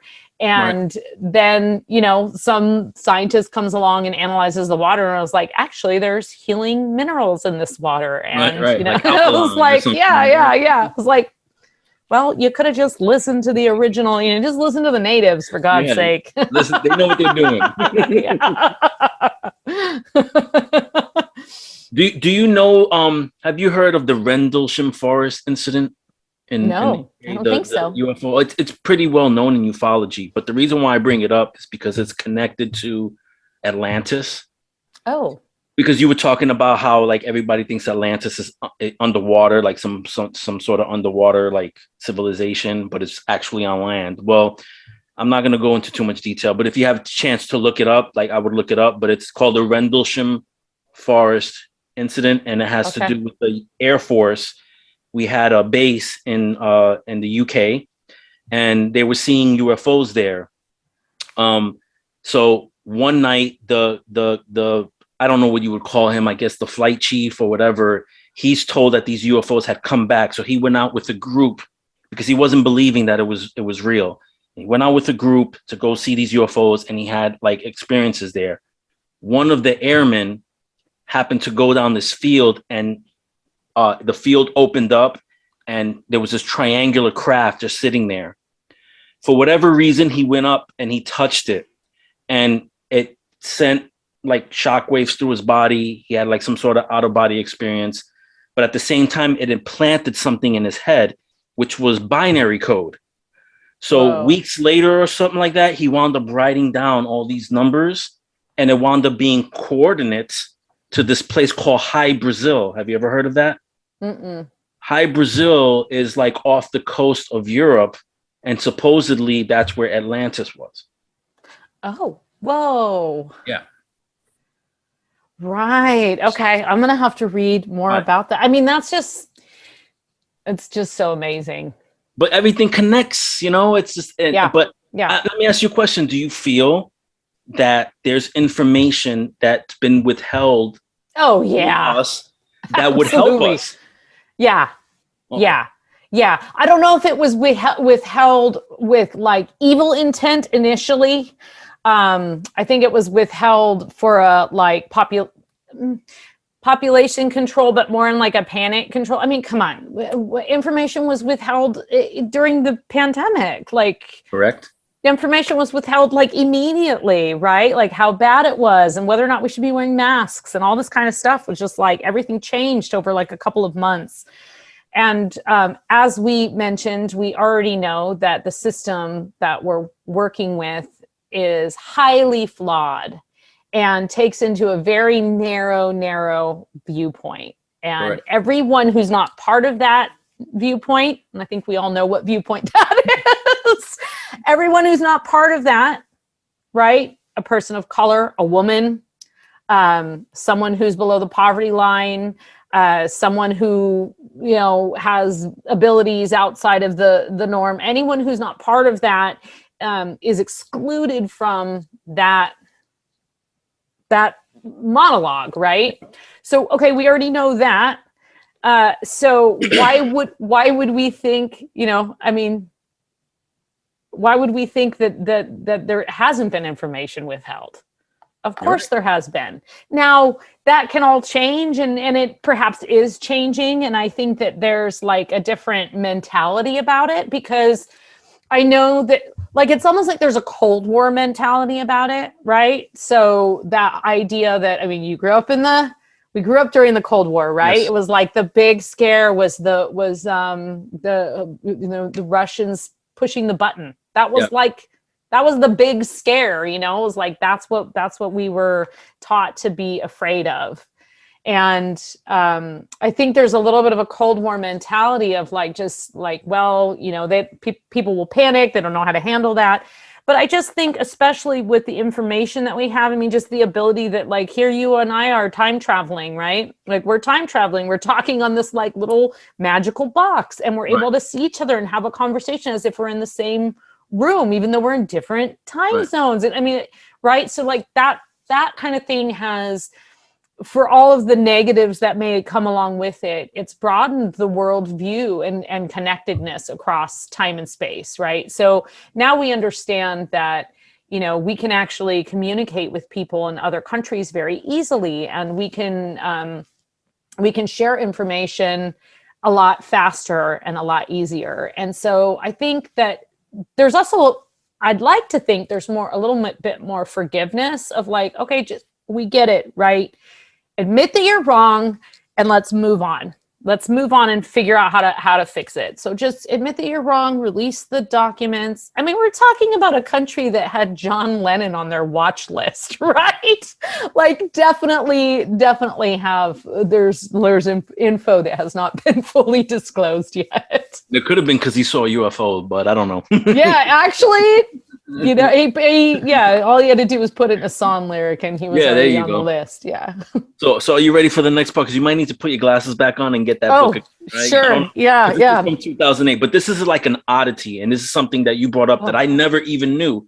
This had to do with the assassination of Abraham Lincoln, and the fact that Ulysses S. Grant wound up not going to that same show that he went to. Yeah. That John Wilkes Booth had Ulysses S. Grant as on his list of, you know, assassinations, apparently. So actually, I don't need my glasses for that one because that's one of my favorite all-time stories. So the story goes that it was actually Ulysses S. Grant, his wife had basically a nightmare, a very, very realistic dream in which Grant was shot and killed. And he was supposed to go to the theater with Abraham Lincoln, and they were both supposed to go. And she begged him, like she was hysterical. This is, you know, she insisted that they leave town, which was completely unplanned, but they did. So the night before the assassination, the two of them left town and declined the invitation to the theater. And of course, that was the night that Lincoln was shot. And Ulysses S. Grant was I think he had like 4 or 5 different people on that list that he wanted to shoot. And Grant would have been sitting, if not right next to him, right in that same, I think they were supposed to be in the same box. So saved by psychic intuition, which when I first read that story, I thought, wow, that's a really radical thing. But then when you start looking at the world and the lens and where like psychic arts fell in society during that time, I mean, you even had like Mary Todd Lincoln had conducted seances in the White House. That was like the peak of spiritualism. And so, you know, the Fox sisters, people were traveling around, making contact with spirits, having these regular seances and parlors. And so it was really a part of popular culture then. And so when you look at it like that, it's not that outrageous that this dream really kind of changed the course of their history, because, I mean, one, I'm sure she was incredibly insistent, but there was also an inherent belief that her premonition, that her dream could have been a premonition. And I wonder if that had been 50 or 100 years prior, if the same thing would have happened. But I think because of spiritualism and because of this strong belief in the psychic arts at the time in popular culture, including in the upper echelons of society, that really played a role in that happening. Right.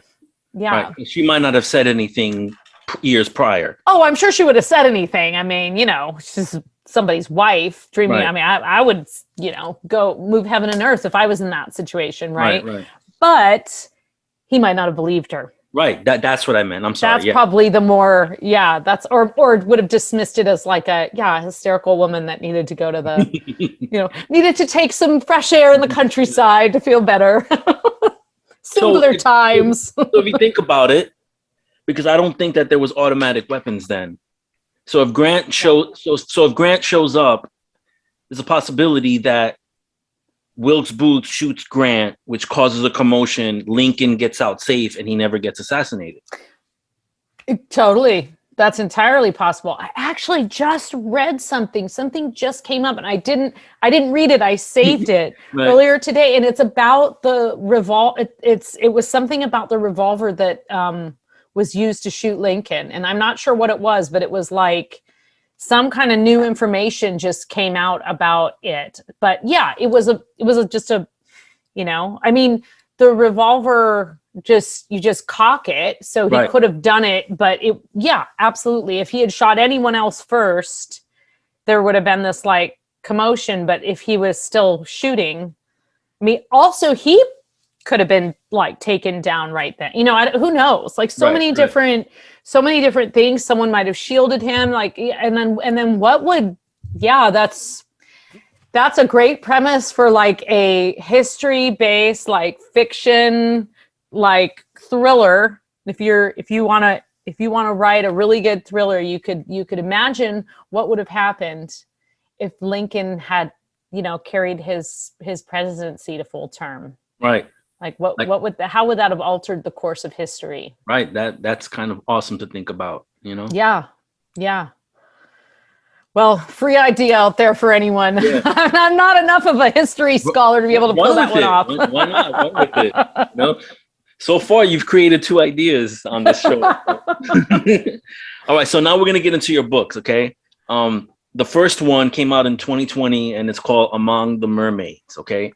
So I have 2 daughters, and growing up, I mean, watching them grow up, Little Mermaid. You had this one show from the UK that had these girls that were mermaids. I grew up watching Splash with Tom Hanks and Daryl Hannah. So they're always portrayed as these beautiful women that are half, human, half fish.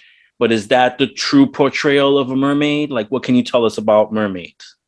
Yeah, well, in the book, please. Yeah, yes. So that book, I love that book, and it's actually, it's a really interesting topic because even people who like believe in UFOs and like Bigfoot and stuff, like they don't like to admit that they believe in mermaids. Yeah, mermaid is a cryptid. Yeah, a mermaid I don't even know if it's fully accepted as like this other being. It's like, oh, okay, well, you'll roll with Dog Man, but you won't accept that there might be a mermaid in the water. Like, my money's on the mermaids. But yeah, one of the reasons that I wanted to write that book is that I grew up with those same mermaids, but I also read The Little Mermaid when I was a kid, and it's pretty brutal. The original story, it's pretty violent, and she goes through quite a transformation to become human. So it really kind of touches on like a bunch of other themes in there of like sacrifice. And unfortunately, it's sort of like got a little bit of a Christianized ending. Quick question. I apologize, but you said the book. So was the book written by Disney, or did Disney adapt it from the original Little Mermaid is a short story by Hans Christian Andersen. Okay. And it's in his collection of fairy tales. I never knew that. Yeah, he's right around the same time as like the Grimm brothers. Right. So I'm sure you know that like the Grimm's fairy tales, like those original fairy tales are like quite brutal. Yeah, but I didn't know he had he wrote The Little Mermaid, and I just remember being a kid and actually like loving to swim and totally just being like all into mermaids, and then reading that and reading about how she traded like the ability to swim, like just to even walk on land, like the way her like legs, her tail like split apart into these feet, but her feet were like really sensitive. And so everywhere she walked, it was like glass and daggers were just stabbing at her feet, and her feet were like bloody from walking. I know, it was like it's really brutal. So I laugh. But I've always known. And then also when you get into especially the Irish fairy kind of the like classification of the fairies, the Murrow fall into the realm of the fairies, and they're described by a few different writers. Especially William Butler Yeats has a pretty detailed description of them being quite ferocious.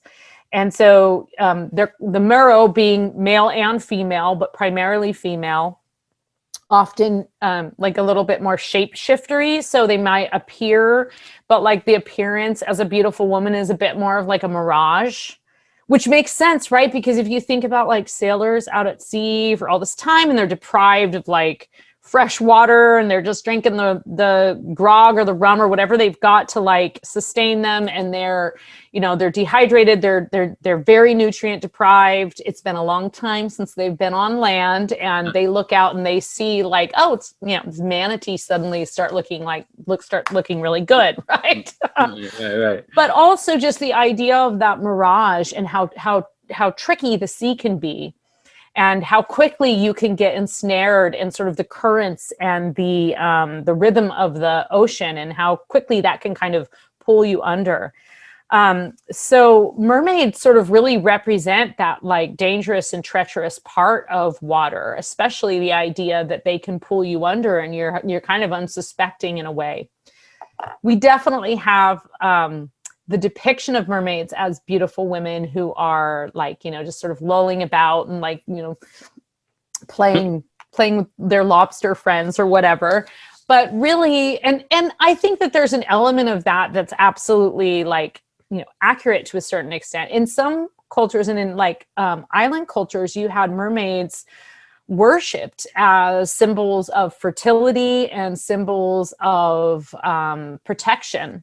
And you see that also in Australia. There's quite a few Indigenous Australian groups that are very tied in with harvesting from the sea and with mermaids, and leave offerings to mermaids. So even in the book, there was a woman that sent this story from her group in Australia about where they believe they came from, that their mermaids are actually part of their whole history. Right. And have helped them survive all of these years. So there's a lot of tie-in between mermaids being helpful and mermaids being harmful. There's both sides. And I think that there's a lot of, they are very dualistic in that way. I also firmly believe that mermaids are psychopomps. And a psychopomp is basically like a creature or a god or an entity that can take you from one world to the next. Our most commonly thought of psychopomp is an angel. We think of angels as transitioning us into this next world. Well, mermaids absolutely do that. They do that to lost souls. So if there's a shipwreck, whether it was caused by the mermaids or not, they're still the keeper of those lost souls, and they'll still transition them into the next life. And there's a lot of stories about that. But there's definitely a lot of the mirage and the trickery, and, a few stories of just like being completely foolhardy and stumbling upon a mermaid drunk on a beach and almost drowning. So, but there's definitely a very, very dark side and some pretty scary, very snaggle-toothed, ugly descriptions of mermaids. Right, but they were able to project themselves as being more beautiful, I would imagine. Yeah, or the ugly ones are hiding behind the the beautiful one stuck on the rock. Yeah. I used to do that when I was a kid hitchhiking with my friends. The guys would be like, "Go out on you hitchhike on the side of the road. We'll hide back here because they won't pick up like 4 teenage boys, but they'll pick up a teen." We're like, "Oh, that's kind of." Did it work? Yeah, it did. Yep, creepy. So what's the connection with Blackbeard? Because I know Blackbeard didn't like mermaids or was afraid of them. Yeah, he was actually he's known as this incredibly fierce pirate, but he was very afraid of mermaids. He was afraid of losing his crew to mermaids. He was afraid of mermaid-infested waters, and he had places marked on his maps not to go. But I totally have a theory about that. And I think... Now, I firmly believe he believed that they were mermaids, and I firmly believed that men would go overboard thinking they were mermaids. But my theory is that, like, he would hide out along, along the coast of, like, the Carolinas and then down and through Florida and the Keys and stuff. And, like, there's manatees in that area. Yes. And so manatees like it where it's really warm. So they don't like deep water. They like shallow water. Well, you don't want your ship to go where there's shallow water and rocks. You get right? stuck. Yeah. You're going to get stuck, and then they're going to capture you, take all your treasure, and the jig is up, right? Mm. So I think that there is a little practicality there of like, don't go here.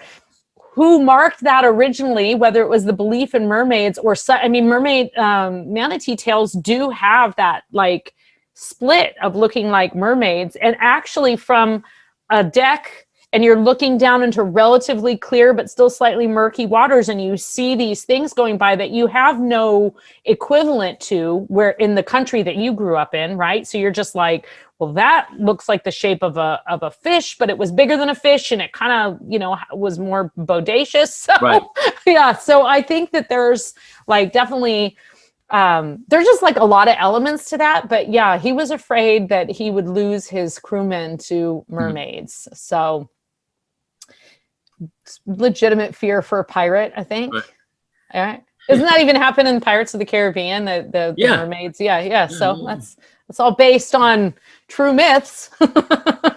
Crazy. Is there such thing as a male mermaid or a merman or what? Yeah, definitely. Any stories of that? Yeah. The Merrow themselves are both genders. So in like the Irish and the Celtic mythology, they're both genders, and they're both described as fairly hideous. But the males are described almost more like their faces are almost more fish-like. They have fewer like human-like attributes. Right. But there's several stories that I've read where there's kind of that idea in the mermaid where there's like the king and then all of his daughters. That actually you see that frequently, where there's like one male and then there are several female mermaids that are part of that like group or whatever you call it, gaggle. Murder of mermaids, yeah.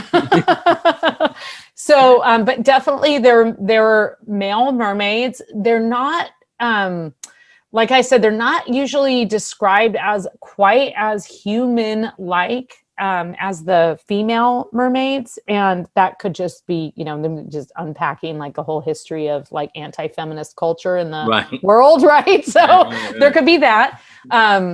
I've also heard the argument that, most women aren't going to go in to try and, they're not going to be enticed by a male mermaid the way a male would be enticed by a female mermaid.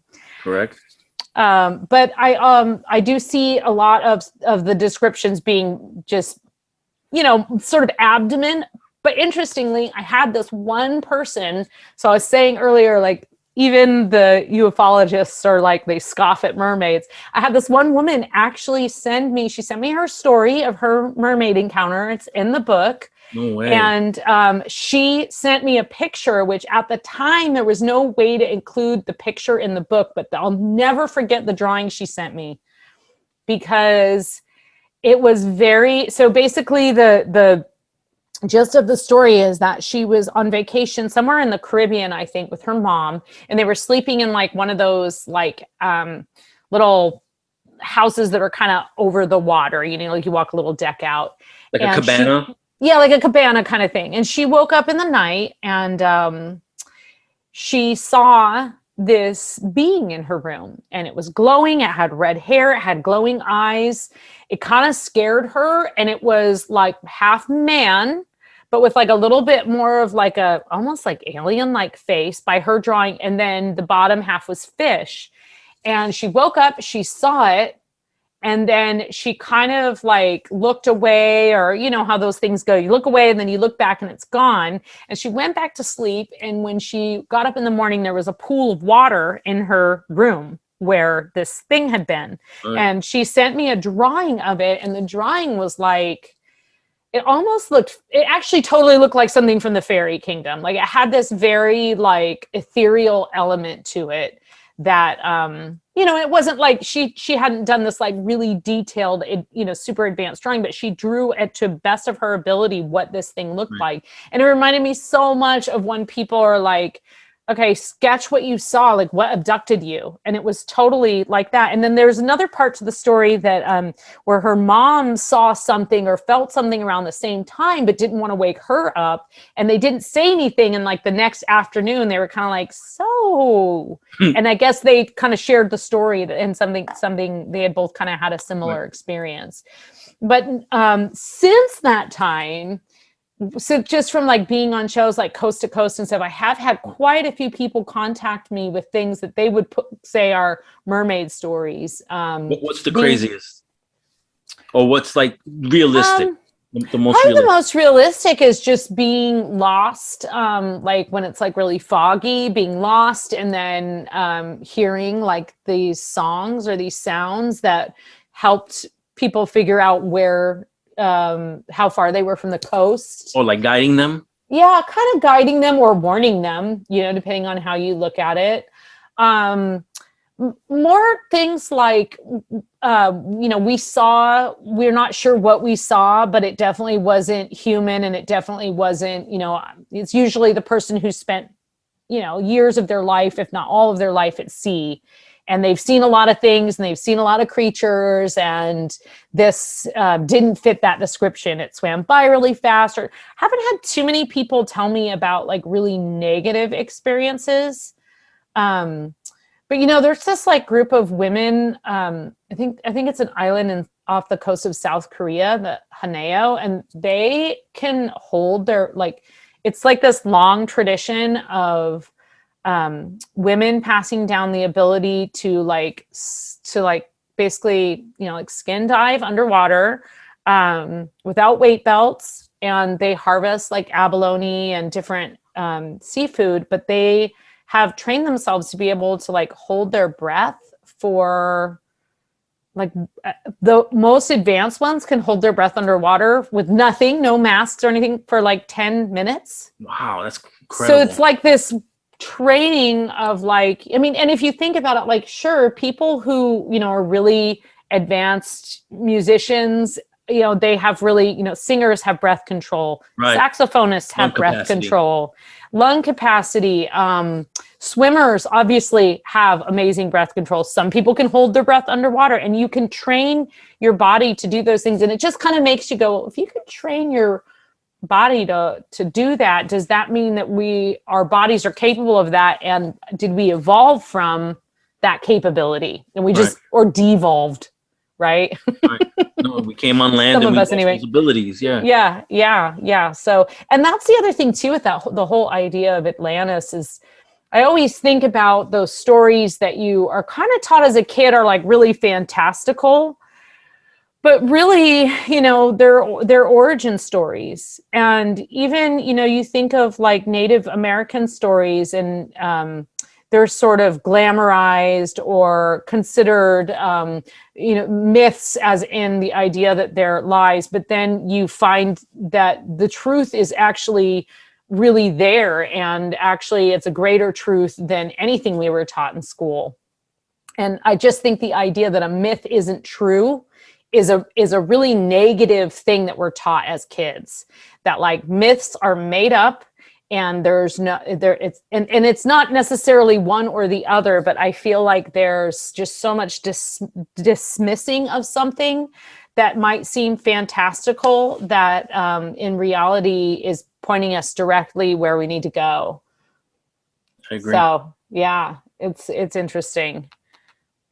All right, so let's get into the fairy. So we're going to take over the education system now. I mean, they have to change something. I mean, I'm working like a regular office job now, but for 4 years, I worked in an elementary school out here in Central Florida.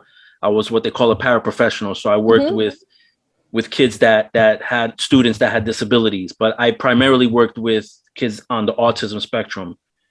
I have 3 kids, 2 of them are on the spectrum, so I have experience with that. So it was natural for me to do that. Yeah. But the things that they're being taught is, oh my God. And the teachers don't even want to teach the things that they're told to. I know, that's the thing that's the most heartbreaking, right? Yeah. It's like the teachers, but they know that if they don't, these kids won't be able to continue on in the system the way that they're right. Because so they're trying to set them up for success, but they know that there's like, it's this very convoluted path. Yeah. Sucks. Yeah, does. Sucks. But, all right. So Fairies, Pukas, and Changelings, this came out in 2017, and we started talking about the Pukas. And the similarity between the pukas and the mermaids, as you said, there's a shape-shifting element. Yeah. Yeah. And it reminds me also of skinwalkers who also shape. But let's get into that. Like, all right, I know it's a silly question, but there seem to be separated, like fairies, pukas, and changelings. But have they ever been seen together, like, you know, having a drink together at a bar and sharing stories? Yeah. So, okay. So here's the thing. So like I'll just, like, the way I look at the fairy kingdom is look at it like the animal kingdom or the plant kingdom, right? It's like there's one big umbrella and then there's all of these things underneath it. So the title is actually a little bit misleading because a changeling and a puka are also fairies. But they wouldn't let me just call it changelings, pukas, and other things. Well, you got to put fairy in the title. Okay, fine. So, so within that fairy kingdom, I always liked William Butler Yeats had this great kind of classification of fairies, and so I kind of roughly follow that, in that there are fairies that are woodland dwelling, fairies that are domestic, fairies that live in the water, fairies that live in the ocean, fairies that live deep in the earth. But they're all of these kind of magical creatures that have the ability to cloak themselves and hide themselves from humans as needed. And sometimes we get to see them. Sometimes we stumble upon them because we stepped into something we didn't know. Frequently with pukas, you'll have people drinking, and that's almost always the drunk guy on the way home from the pub sees a puka. Oh yeah, drinking? You saw a puka. Mm-hmm. Right. Are the pukas drinking? Yeah. So you have this kind of big umbrella of fairies, and they're not necessarily these little sweet things that are flitting around, pollinating your flowers. Those are bees, right? Those are actually bees and butterflies. Fairies can do a lot of very dark things, and they do live in that sort of other world, and much of the time, in order to access that world, you do have to go underground, at least initially.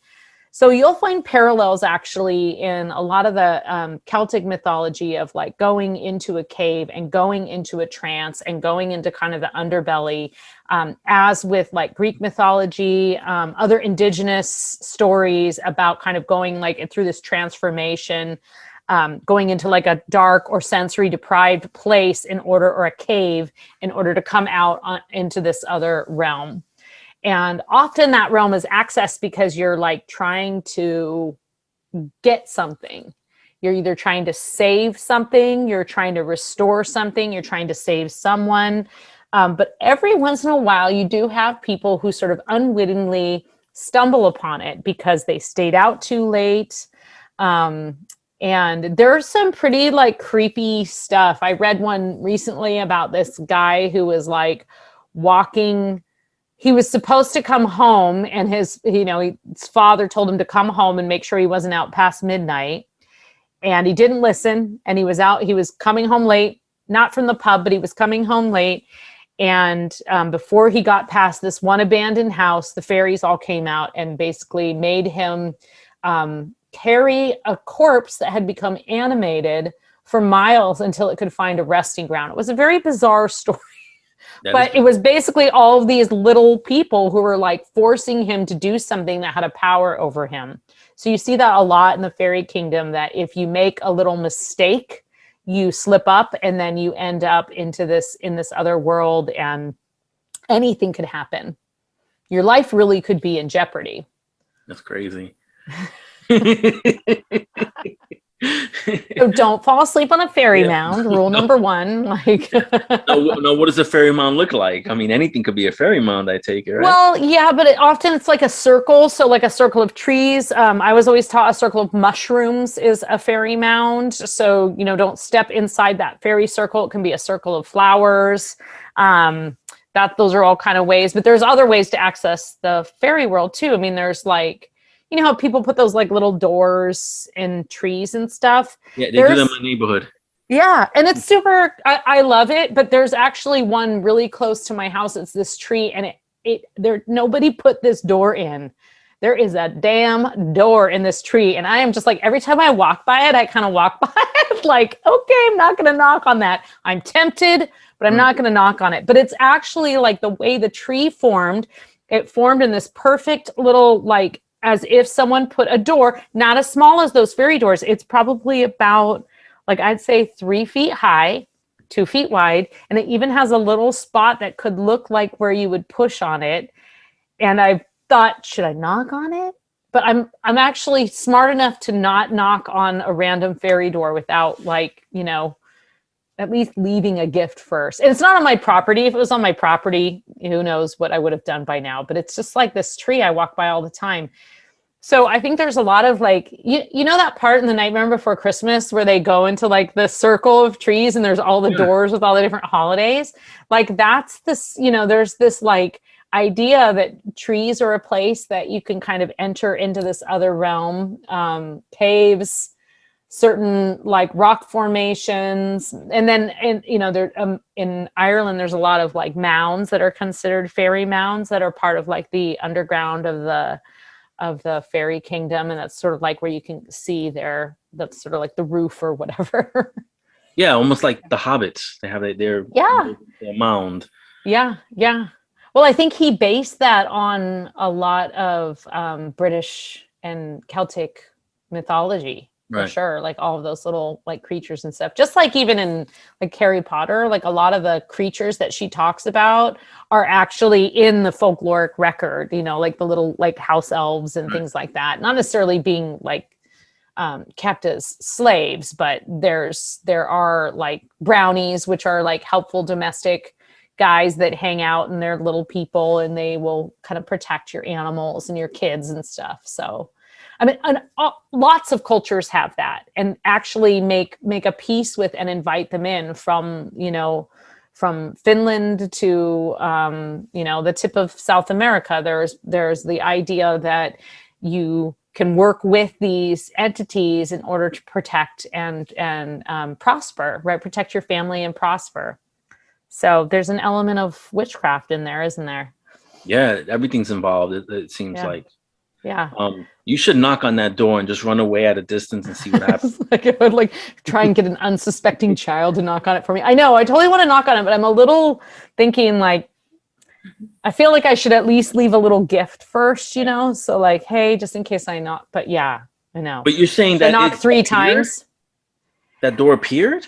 I mean, one night I was walking and there it was. And I mean, I was new to the neighborhood and I was walking by it, but it kind of startled me when I saw it. Oh, and here's the other crazy thing. The first time I saw it, there was an actual door next to it. Like there was a door in the tree and then there was a door that someone had, like an old door that someone had taken out of the house. And it was a beautiful old door with like a cool doorknob. And I didn't have any way to, you know, get it home. And I'm not sure if I would have taken that door anyway. It felt and it was at night, right? And I was like walking my dog at night and I was like, what's happening right now? Like, I felt like I had stepped into some kind of like episode of something, you know, it was like, should I touch these things? I took a picture of it though, just so I knew that it was actually real. But yeah, there was a door and a door. That's crazy. There's that I don't know if you call it that, those stories of people that hike in the forest and they'll find a set of stairs that lead to a door. Yeah. Those like creepy stairways. Yeah. I would go up them. Really? I would. Yeah. I don't think I'd be able to stop myself. But you won't knock on that door in your neighborhood, but you'll go up some stairs in a forest.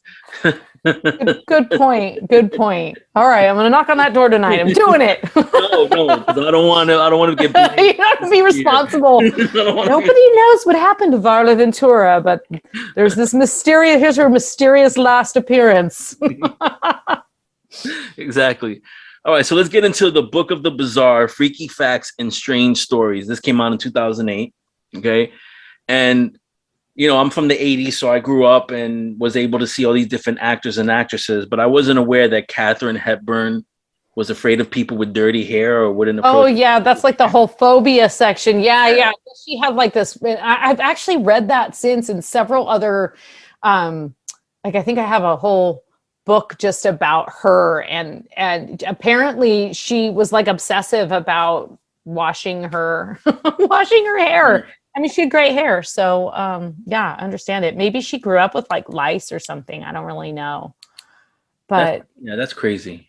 those two, the Book of the Bizarre and then Beyond Bizarre, which was like, yeah, because it's a 2-part series. Yeah, because like by the time the first one was done, I had so much other stuff, and the publisher was like, let's just call it right here. And then I was like, well, I have all these other ideas for chapters, and so I kind of had like a bunch of the stuff researched already for the second book. But by then I was like a little bit more of an experienced writer, so I felt like I got a little more creative with it. But yeah, that I grew up reading all of those kind of like Ripley's Believe It or Not, and you know, those like Fate magazine and all of those things that were just full of strange facts and weird news and weird tales. And I kind of always just like, you know, it's just so interesting. Coast to Coast puts out that newsletter where they'll like pull out the weird news stories. And I feel like there's always some kind of headline you'll see that'll just make you scratch your head. Like there's one story about these like zombie ants, and they're actually like I think is it Texas A&M that's in Austin. It's like a really big university, and they were actually experimenting with this way to like kill I think they were trying to like figure out how to kill fire ants or something, and like a pest control thing. Yeah, and so they did this like bizarre kind of like I don't know, they created this way for like if the ant ate this maggot, it would like basically turn their brain into like a zombie, and then they would like infect the hive and stuff. And it was just like, but it was an actual story, and it wasn't written like, hey, here's some weird news. It was like, hey, here's some revolutionary like scientific news. If you want to find the weirdest news stories, just subscribe to all the science newsletters, because that stuff, it's not, you know, it's like they're doing all of this research, but they'll just be things like you know, real life invisibility cloaks and you know, stuff like that, where you're just like, whoa, people are actually doing this, and does no one think this is a bad idea? Well, they got to try, you know. I guess. Right. But there is such thing as like a zombie ant, but it's different. It's where like this parasite, I don't know if you've seen that, where it infects. Yeah, the parasite infects them, and then they eat each other, right? Yes. Yeah. That's crazy. Definitely. So one of the chapters really caught my eye in that book, and it's only because, as you live in California and there's Hollywood out there. I come from New York, and I remember an acquaintance of mine telling me, you know, New York is haunted. And I asked him to explain to me, like, what do you mean by that? And he's like, because of the history, there's so much that has gone on. Mm-hmm. There's like this depressing, heavy energy in New York that it's like haunted. And I would imagine that Hollywood is the same way because of a lot of different things. Particularly Hollywood, what a Hollywood is, you know, what Hollywood really represents. And then, you know, I don't really like talking too much about it, but the pedophilia that goes on in Hollywood and all this other stuff. So what can you talk to? There's a lot of darkness there for sure. A lot of darkness, exactly. A lot of darkness. Yeah, so, a lot of darkness that is made to look as if it's shiny and light, and you should be striving toward it. So there's a lot of trickery there, right? That glamour, that like everybody wants this, but at what cost? Right, because you only hear the success stories. You don't hear the other stories of some, you know, male or female going from Memphis to, you know, Hollywood to become a star, and then bad things wind up happening to them. Yeah, but right, exactly. Get into that haunted Hollywood, like what do you have any stories? Well, so one of the ones that always stood out to me, because people are like so obsessed with like Marilyn Monroe and what happened to her. And now I don't remember the name of the hotel, but it's like right in Hollywood, and it's Cecil? Really close. The Cecil Hotel? I don't know if it's the Cecil Hotel. Well, I don't know what it's called now, but it's this hotel that supposedly is haunted by Marilyn Monroe and I think Clark Gable and a couple of other celebrities for some reason go back to this hotel. So it's an old hotel that was built in like the 20s or something.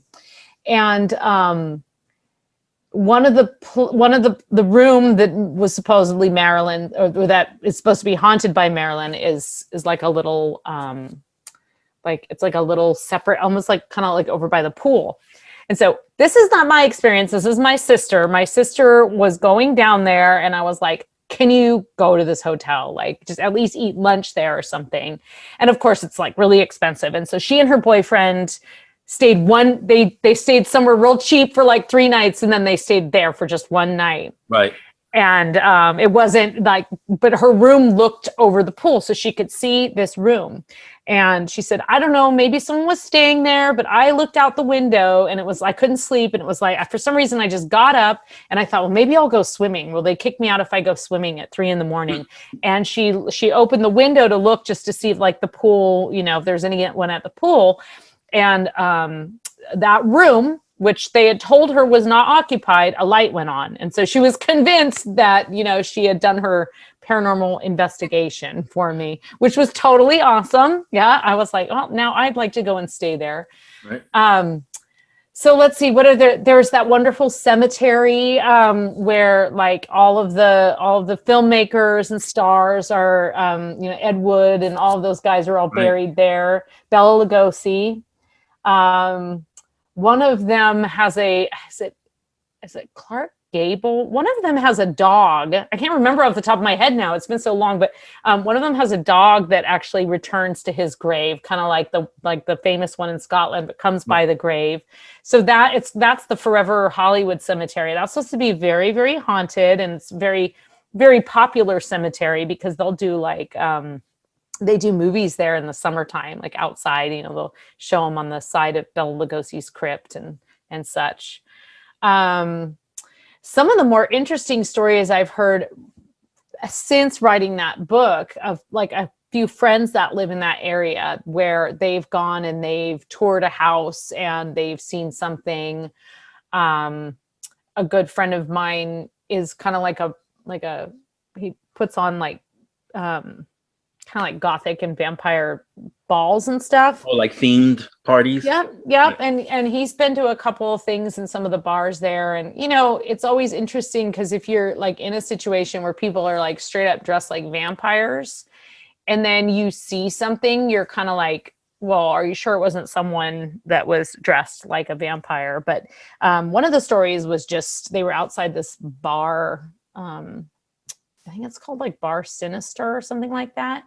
And they saw this person who was kind of like following them around and no one recognized them and they were really pale. And I always, just like the way that they were extra tall, and the person kind of reappeared a couple times when they were at a couple other places later during that week. And so I always kind of wondered if they had like, they were not that they were attracting weirdos, but that they were attracting these kind of like whatever they were, kind of felt like they could be seen. Part of it. Yeah. Because I said take it as a compliment.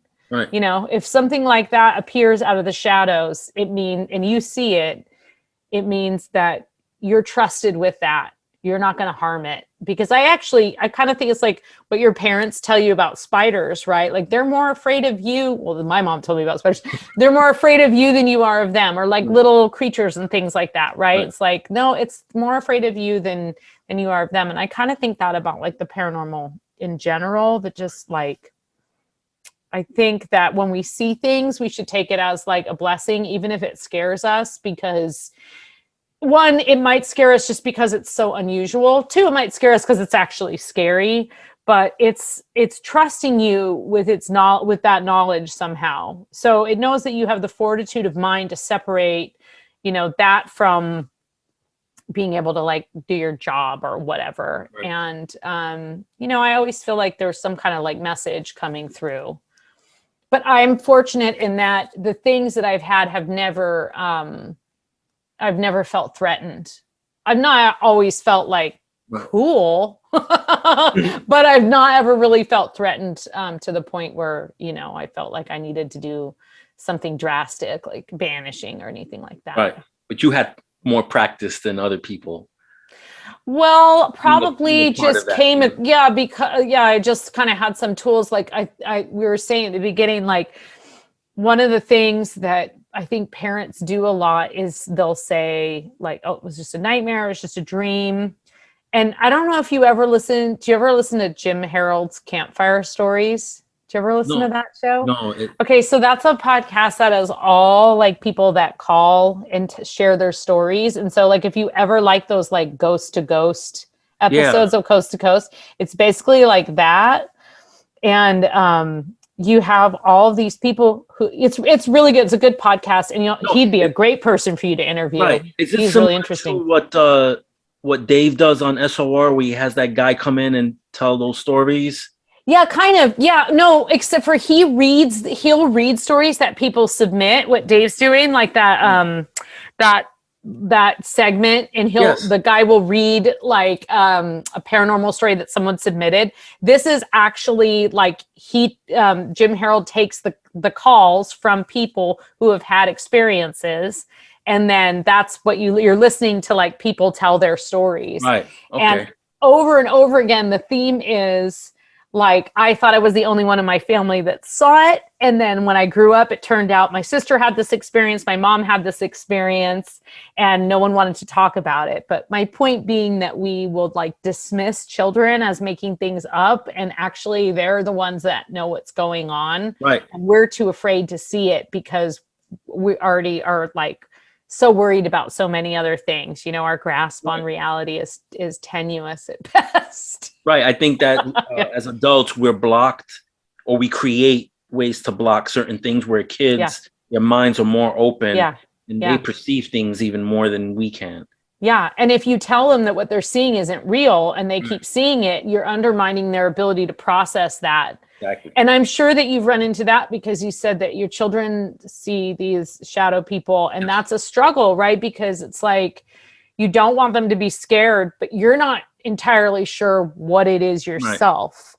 Right. And so what can you do? And it totally depends on their age too, right? Just like anything, like you could talk to them about it in a different way, but when they're like 5 years old and they're crying, you're just like, okay, what do I do in this moment to make you feel better, but not make, because you don't want them, you want to give them the tools to deal with that other realm, because not surprisingly, your kids are gifted with that ability. Well, the weird thing is that they aren't scared, because they said that when they see these things, they get the sense that they're being like observed. And it doesn't mess with them. They just see them. But that's so interesting, because I wonder if you had been given the like clean, positive template that they've been given, that if that would make you feel better about, you know what I mean? Like if you had you as a parent, like, right. Yeah, because my sister and I just said that to each other the other day. She was, to be a kid again. Then she was like, actually, maybe not. And I was like, unless we were our own parents, like that would be really fun. Because the only difference is that my experiences aren't great. Right. I get attacked by these things. My kid, and I don't know if it's the same. Yeah. Well, so then you have that concern that that's gonna start happening to them, and how do you protect them? And it's interesting. It's a very complex issue of like, paranormal parenting, and I think a lot of people really experience that. It's like, well, sometimes you get creative and you make like a spray or whatever, but it's interesting, because I try not to like I try not to push too much of that agenda on my son, but at the same time, like, this is the household you grow up in, right? Like you see you see how big of a deal Halloween is. Has he had experiences? He's told you? He's never, not actually. No, I don't believe so. He definitely has some pretty strong dreams, but he's never seen anything that he doesn't. I've caught him talking to things and not being conscious of it. Like I've caught him in the other room, you know, fully upright with his eyes open, sort of sleepwalking. But no, he's not ever really had any experiences that I know of. And I'm sure he would tell me because, you know, he knows what I do. Right. Well, you know, you came up with your third idea, which is paranormal parenting. Paranormal parenting. Like that. Bad advice from good people, or good advice from bad people. That's it. So the next chapter that I was interested in is Tales from the Cryptids. What can you tell us about that? Because I'm a cryptid fan. Yeah. Well, that actually hasn't had, you know, inspired me to go on and research a lot of other cryptids. I mean, the cryptid world, honestly, the fairy world and the cryptid world are kind of the same world. Yeah. I mean, basically, it's this world of things that don't quite fit into the human or animal category. And it can be everything from, you know, the Loch Ness Monster to, to Dogman or Bigfoot. I think Bigfoot is probably the most well-known and the most elusive of all of the cryptids, really. He's the king of cryptids. He's the king of cryptids. He really is. Yeah. Because, and I have not ever had anything happen with Bigfoot, but I have a cousin that lives in this pretty rural part of a different part of California, and both he and his son also go up to like, do you know where Ukiah is? No, but is it like anywhere near like the Pacific Northwest or?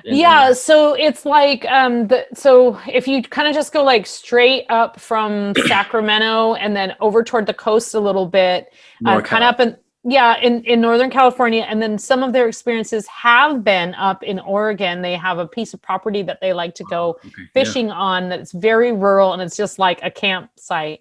And they've had all kinds of stuff, but they've had it also on their property in Northern California. And both my cousin and his son have told me things. And so what his son told me some pretty interesting stories the last time I saw him, which was probably about 3 or 4 years ago, as a family reunion. And he was, I guess, like only 15. And he said that they saw something at the base of their property, like they have horses, and so the fence had been like ripped open. Wow. And they had seen something down there. And then a lot of people, them included, have like they hear the Bigfoot. Like I guess Bigfoot has like a very specific cry or call.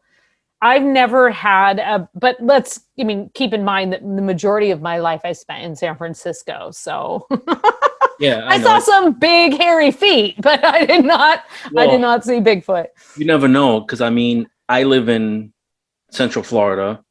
I've been here for like over 20 years. And I didn't know that there's a Bigfoot creature called the skunk ape out here. Oh, right. I just learned about that more recently. Yeah. Right. Yeah, there's definitely some it's its own, it's like its own whatever, it's like a hybrid of the Bigfoot. And it's I talked to I think it's episode 4, an individual who's a researcher out here. His name is Dave Sidoti, and he actually, you know, studies it out here in Florida.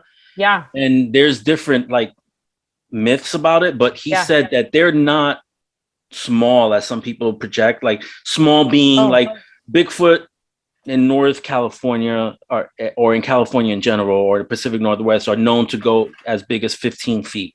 Yeah, like really big, right? Yeah, huge. And then the myth is that here in Florida, they get maybe 8 feet, which is still huge. But he said that even out here, they can reach 15 feet because he's found huge footprints. He's got pictures and everything. But I mean, I've had experiences like where something was pacing me.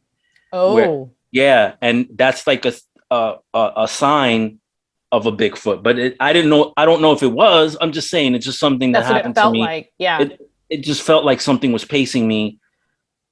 Whatever, you know. But yeah, and it makes you wonder though. Like, are they as like they're probably really curious about us, but if they know anything about humans, they're well within their rights to hide. Oh yeah, we're crazy. Well, and then the other question too is like, and I think this might be where like maybe like cryptids and things that are considered more magical creatures or fairies, like there's this idea and that fairies live in this like their own realm and they sort of make themselves known. There's these sort of like otherworldly creatures, and I honestly think Bigfoot can do that. I think that they have that same cloaking ability that other creatures do, that other kind of like cryptids and fairies do.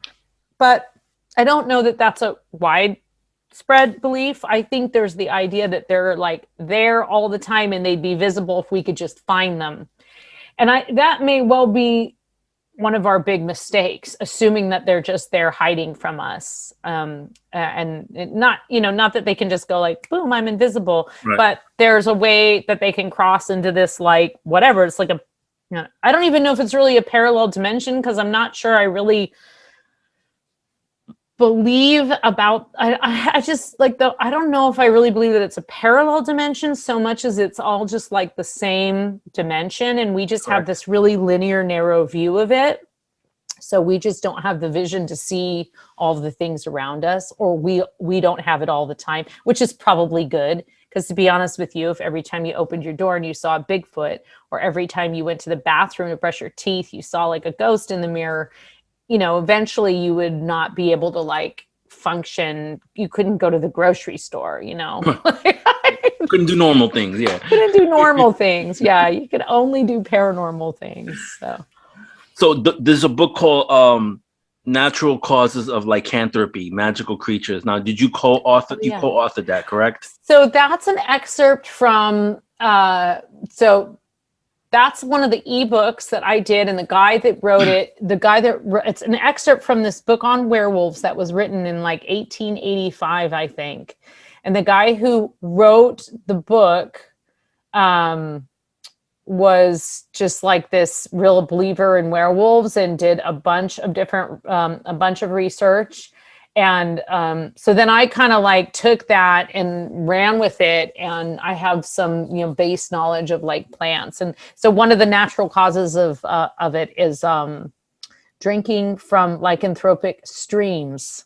So you would drink water, toxic water, that would then put you in this state that would cause you to like transform. And one of the underlying themes of this whole book, I think it's Sabine Baring Gould, I believe, that is the one who wrote the book is called The Book of Werewolves.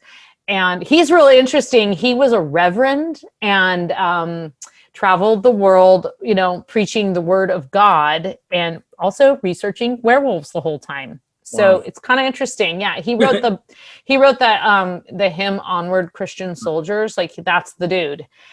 So he also, unknown and widely unpublished, is this book all about werewolves. And one of his underlying themes from the get-go that gives credence to the belief in werewolves is the idea that humans have the capacity to transform into bloodthirsty monsters.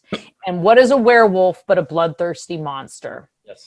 And so he continues to bring examples of times in which people have lost their minds essentially and committed crimes, become serial killers, serial killers are on one extreme, road rage is another extreme, like just where you literally lose your mind. Like you're not your rational thought process. And there's a lot of things that can trigger that: trauma, war, trying to protect something that you care about, hormones, drinking something hallucinogenic, inadvertently consuming something hallucinogenic, purposely consuming something hallucinogenic, or with amphetamines in it, like the berserkers were thought to do when they went into battle. The Nordic berserkers, who were where we get the term going berserk, they would pump themselves up before battle, and they basically go into battle with just like this really ferocious madness. And some people believe that they were consuming tea that had amphetamines in it.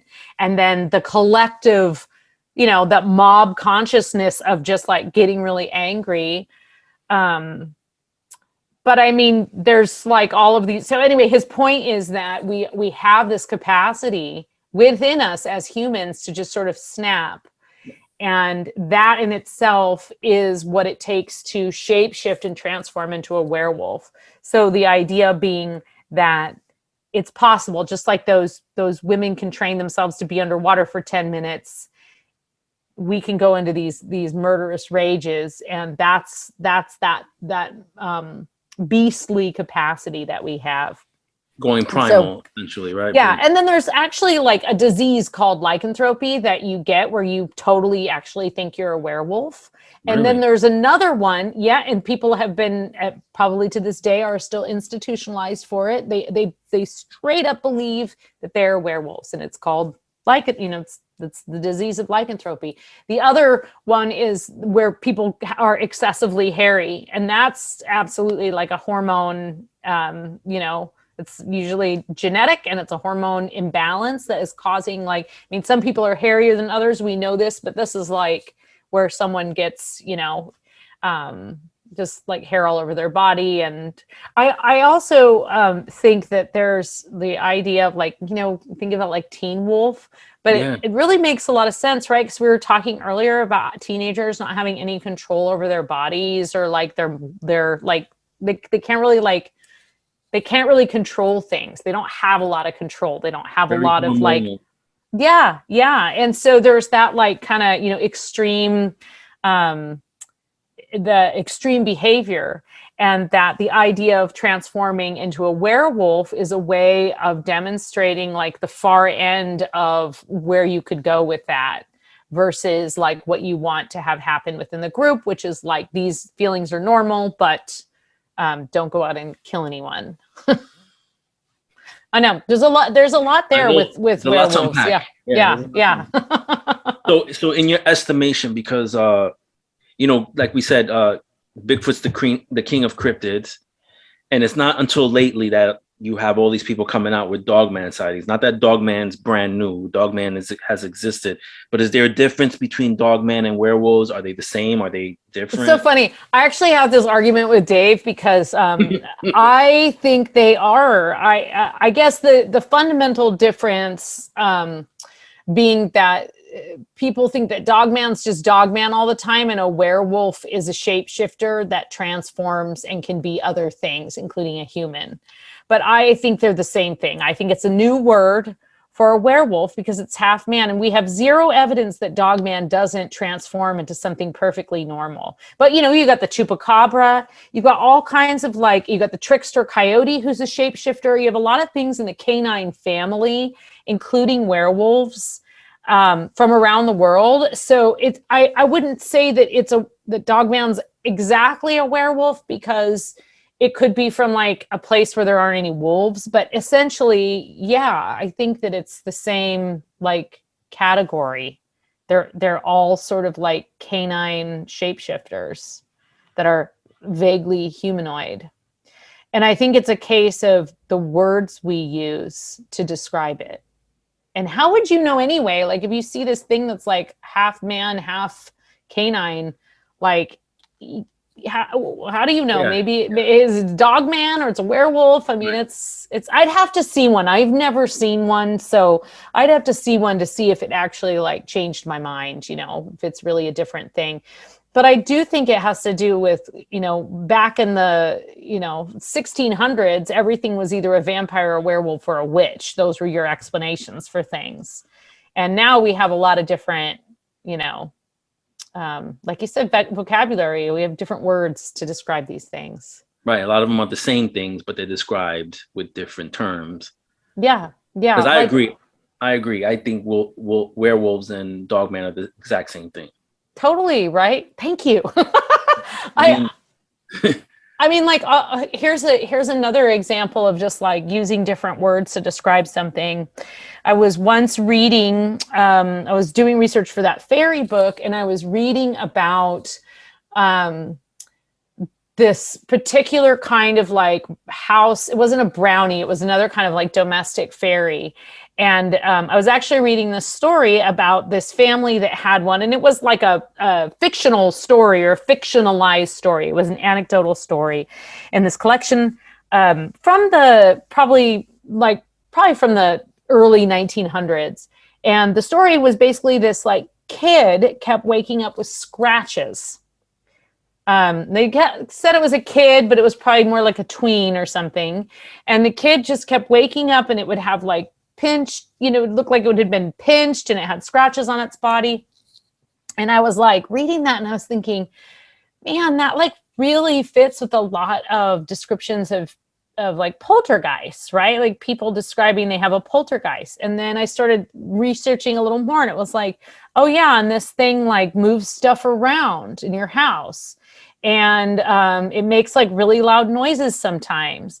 And I was just like, okay, I'm not saying for sure that poltergeists are, these like hobgoblins, and hobgoblins are poltergeists, but it may be what this thing is. They were just calling it a hobgoblin, and they had a poltergeist all along. But it was just interesting to me. That was like, boy, that sounds so much like what people today would call a poltergeist.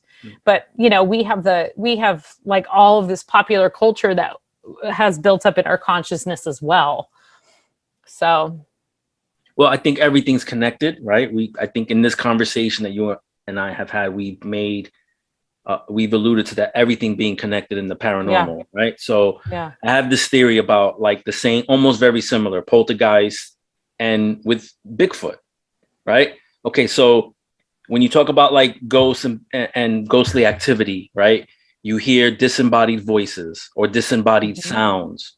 Things get thrown at you or they move. You have sounds that are made. Why can't there be ghosts, let's say like Bigfoot ghosts out in the wilderness where people have said like they've heard disembodied sounds, but they can't see where it's coming from, or trees shaking, but they don't see a figure, or they might see a figure, but it's a dark figure and then it winds up disappearing. Like, I feel like a lot of these activities are very similar. It's just they're explained differently, and they're different, like titles are put on them. Yeah, titles are put on them, but it also could be what someone might call, just like someone might straight up just say, oh, that's a witch, or that's the witch of the woods. It always chucks things at us, or so absolutely. And then people get real stuck on those titles. That's the problem. The titles aren't so much the problem, because we all want to be able to like call something something. But when you get stuck on those titles of like, this has to be this and not that, and then you stop being able to see the parallels. And the parallels are really what are so fascinating. That's really like, I mean, if you believe in ley lines and you believe on like these grids where there's like energy grids, and then those were important places for rituals, and then churches were built on them, and there's still rituals there. Like if you look at the world in more of like a grid or a circular fashion in that way, then you see how important those parallels really are. And then we made the connection too with pukas and possible aliens, because somebody drew a picture and it wound up looking like an alien. With like big old almondy weird eyes. I mean, and a weird little creepy nose and things. It's like, what's happening? Varla, we're going to figure out in the end, we really don't know anything, but I think we've already figured that out, right? I mean, that's also, rule number 1 in parenting. It's the very first thing you learn. Yeah, you don't get the know nothing. You don't get the manual, Nope. Let's get into vampires. Do you believe in vampires? Are they real? Like, what's the history on vampirism? Yeah, I believe in vampires. I mean, I know a lot of people that identify as vampires, and they identify for a variety of reasons. They may identify for like, community reasons, aesthetic reasons,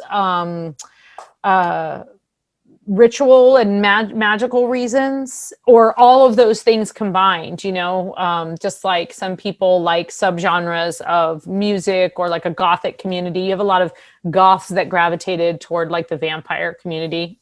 Natural transition, right? Same makeup.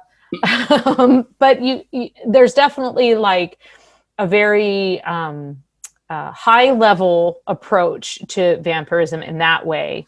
And like one of the people that I'm friends with is this wonderful guy. His name is Father Sebastian, and he's a Fang Smith. And I really like that he doesn't try and say like all vampires are this or that. But if you want to be part of this living vampire community, these are the kind of like things that you accept. And it's a bit of an initiatory process.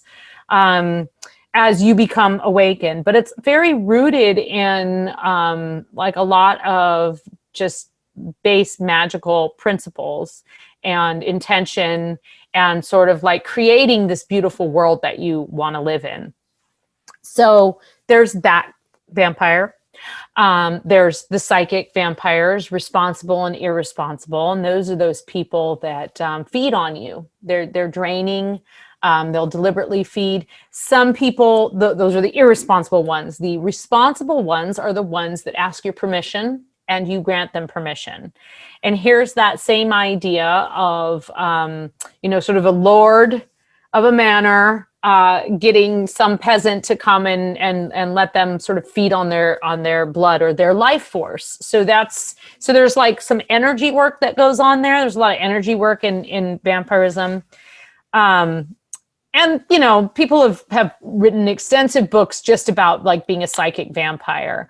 I think that as far as like the like myths of vampires, like what we have just as with werewolves, there's a lot built in culture, in popular culture that kind of have colored the way we view vampires now.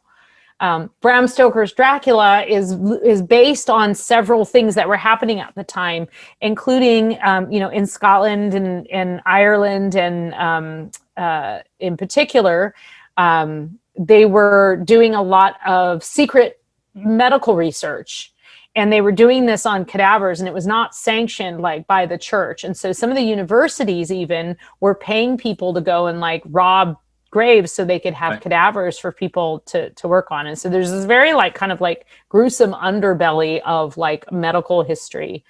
And, he's Irish, and that was certainly happening there. And then you have some of the things like, the vampire like sitting up in its grave like this. Correct. Right? Like that's how Nosferatu rises, and that's how Bela Lugosi kind of rises up.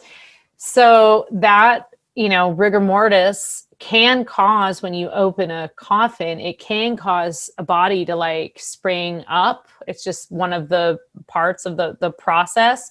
And people were frequently laid to rest with their arms across their chest. Right. You also have that fear of grave robbing and things like that happening to your loved ones. So I think people would pry open coffins and then, are you going to say I was in there and I was just trying to like get the body or, Aunt Zelda's ring? No, you're going to say there's a vampire in that cemetery. Do not go under there. Do not go in there under any circumstances. And also like the average person did not understand, like there wasn't, we didn't have like whatever, like preservation and stuff. So the average person didn't understand the decomposition process, and the decomposition process of someone who's buried in the ground versus someone who's laid out in a cold, box in a cold crypt in a cold climate, in the middle of winter or something. Like the decomposition process is different. So you're expecting it to be this like rotten thing, and you open it up and their hair is still grown, right? We didn't know that those kind of things still happened.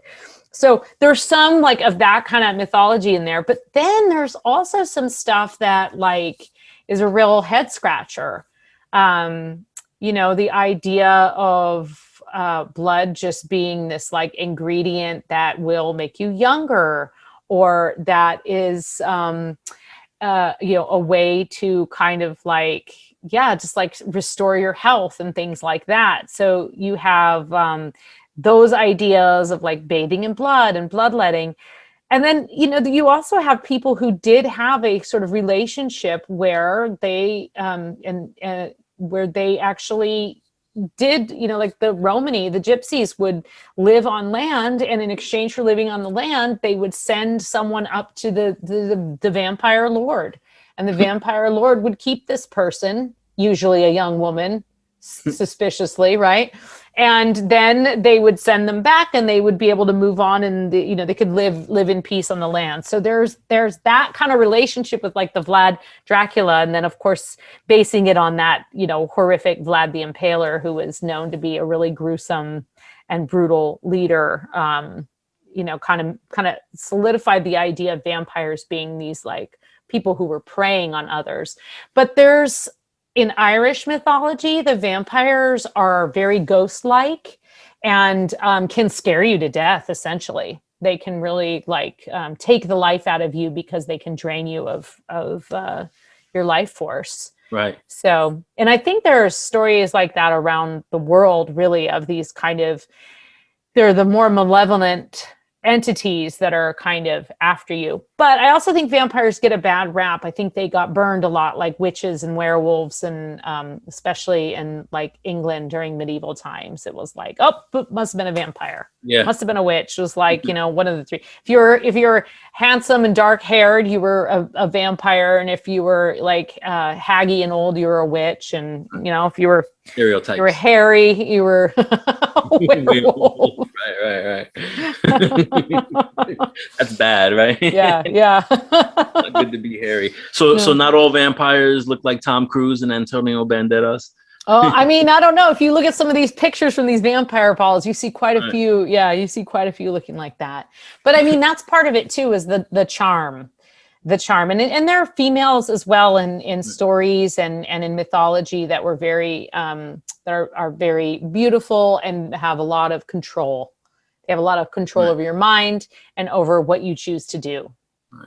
Right. Wasn't there like a Queen Bathory, I believe, that she used to? Oh, yeah. Elizabeth Bathory. Yes. I've actually heard some pretty interesting theories about her.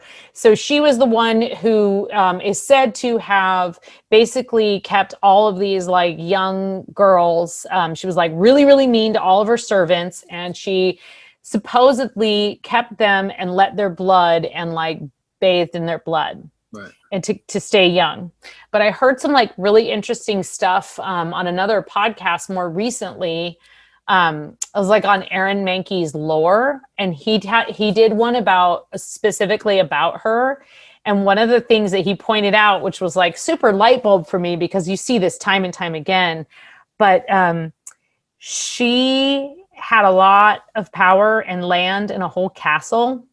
And the person who was in charge of her arrest was like her first cousin, like the male descendant who everything would have been left to. Oh, okay. So while he wasn't arguing that she wasn't mean, he was arguing that, he was just presenting the evidence that perhaps she was accused of things, and then everybody just got on board because they didn't like her because she wasn't very nice. And you see that story again and again with women who were accused of witchcraft. Is like, oh, guess who accused you of witchcraft? The daughter of the guy whose land adjoins yours and wants that property for himself. Suspicious, right? So there's that element to her story, which I think is really interesting. Whether she bathed in the blood or not, I don't think anyone can ever really prove that, but anecdotally, that's the story, that she would like she wouldn't kill them. She would use their blood. But then the worst part about it is she was basically sentenced to like be imprisoned in her own house, like for the rest of her life, and basically just like house arrest. Original house arrest. But she was stripped of everything, and he got everything, the cousin. So that's as my son would say, that's sus. That's sus, yeah. That's a setup. Setup. Yeah, definitely. All right, so there's like two events that come to mind when it comes to vampirism, and it's been linked to vampirism. One is out there on I believe in the Bay Area back in the days when they started to build the railroads, and you had the whole human trafficking and slave trade. Yeah. Particularly people from Asia. There was underground tunnels there, and that's where they would funnel them in.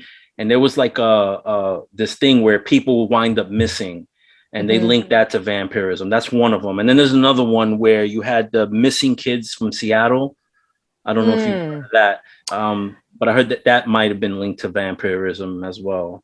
I mean, I've heard a couple of like, I'm not sure if it's the same thing about the missing kids in Seattle, but I've heard that theory before about like a couple different like missing persons, like it being linked to vampires or just like paranormal entities. And so just to address the San Francisco thing, so that like that was called getting shanghaied is what they would call it. And there were like these things called Shanghai tunnels, and they were totally like, they would get somebody who would be really drunk or whatever, and they would basically like wait until they were too drunk to deal, and they would like open a trap door and the person would fall into this like basement, and then there would be this tunnel, and they would also traffic in, especially women, they would traffic them in as part of the sex trade, and from Asia, China in particular. So that's definitely a thing. But then like as far as like the there's like the underground part of it and all of the kind of the darkness there. I mean, I don't know how vampire-y it really would be. I think so. My problem with attributing missing persons to paranormal things, and that is that I think that it's a way to sweep it away. And like, for example, the like irrational number of missing Indigenous women in this country and in Canada, like to say that that's paranormal is just like, it's just too, it's not a good way to, I just don't think it's a good approach, because I think it's already bad enough and people are already not doing anything. So then, if you start saying it's like some kind of creepy entity or abduction, it's a thing that kind of annoys me in the paranormal community when people start suggesting that, missing persons, it's entirely possible. I mean, I cannot dismiss it, right? We are talking about the unknown, so I can't dismiss it, but I just know that, we know from the history in this country how women and people of color have been treated. And so we know that that's too convenient to just say that, something was preying upon them. I mean, what was preying upon them were like the rich white men. That's who were preying. Those are the real vampires. Sucking them dry. Yep. Just sucking them dry. Taking every last bit of gold. Yeah. So before I end, Varla, and I appreciate you doing this, I told you I have two daughters, and we still live in a male-dominated world, and I know it probably wasn't easy being in the paranormal field with it being male-dominated. What advice would you have for a female, or really anyone that's trying to get into this field, but probably going to face some obstacles? Yeah. Well, it's interesting because I think like the mentality has changed, at least to acknowledge that more, but the paranormal field is male dominated. And there are certain people who are kind of gatekeepers, and women in particular are labeled as sort of cuckoo within the paranormal community. For some reason, you can have the exact same theories as someone else, but you're labeled as like fringe or, completely off the rocker. And there's a couple of women that I've been on their shows, and I find them absolutely delightful. I completely understand what they're talking about. And that, but the experiences that they've had, they've been made to feel as if they're, complete lunatics, but they have the exact same theories. So there's definitely a gender disparity there. Absolutely. I do think that there's also like, even if you're, of any gender, it's really, I think we're talking about the unknown.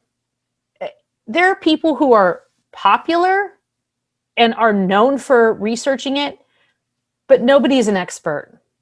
nobody is an expert. I'm not an expert, like I just know what I've experienced and what I've researched, but I'm not an expert on the paranormal. It's paranormal, right? Like I'm no more of an expert than a person who's had multiple experiences throughout their life. The difference between me and them is that I'm super nerdy and I read a bunch of books about it and I write books about it. But we're talking about something that is unknown and essentially invisible for the most part. And so anyone who goes around and says that they're an expert, now that doesn't mean people do not have credentials and aren't fascinating and wonderful people to talk to. And but if you're entering this field, you're entering it because something and you're looking for something. And so I just feel like that's the one thing, like every once in a while you'll encounter someone who really dismisses other people's theories. And that I think is, that's honestly, it's laughable because you're literally talking about like Atlantis and fairies, like, right? So we only have so much evidence except for our own lives. So I think that's probably it, really. And everybody carries their own kind of baggage into the situation. And the paranormal in particular is very sensitive to that. Also, within the paranormal community, you tend to have people who are sensitive, and I don't mean sensitive like emotionally sensitive, but sensitive in terms of having like extrasensory perception, and maybe even being empathic. And so as young women in particular, be very mindful of like who you're actually allowing into your space and your mental space, because as an empath or as somebody who's sensitive and aware, there's always going to be someone who's going to kind of take advantage of that. And so just be conscious of like, being alone in a haunted house at night.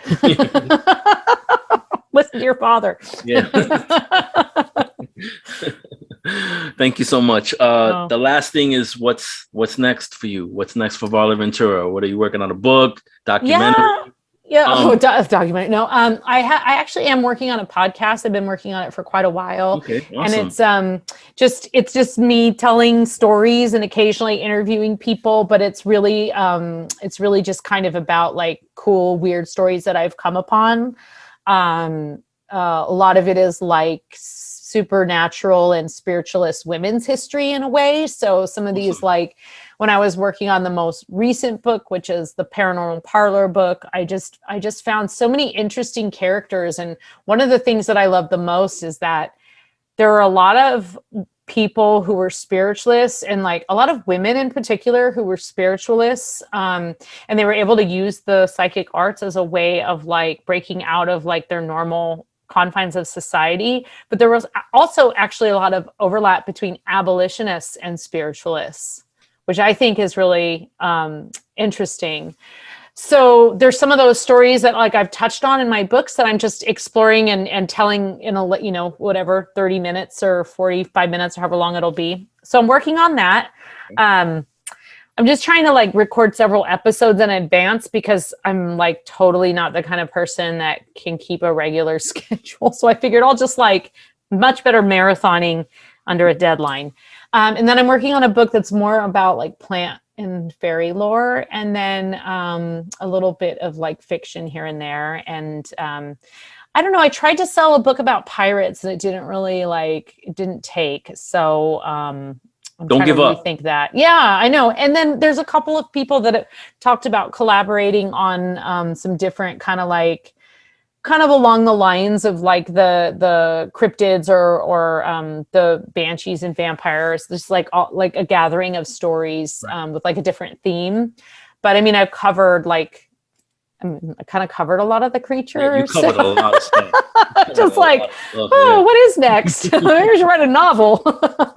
So yeah, that's why I was kind of curious about your fantastic microphone there, because I'm just like, I'm really not very podcast-y, but I also feel like it's a good way to kind of share some of the stories that aren't written. And I love that aspect of storytelling, the oral part, the just like listening to other people's stories and telling them. And yeah, so He's working on that, raising a little hockey player.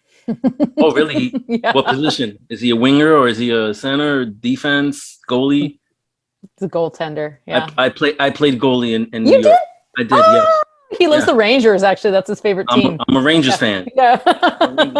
I started out as a winger, and then our goalie got hurt.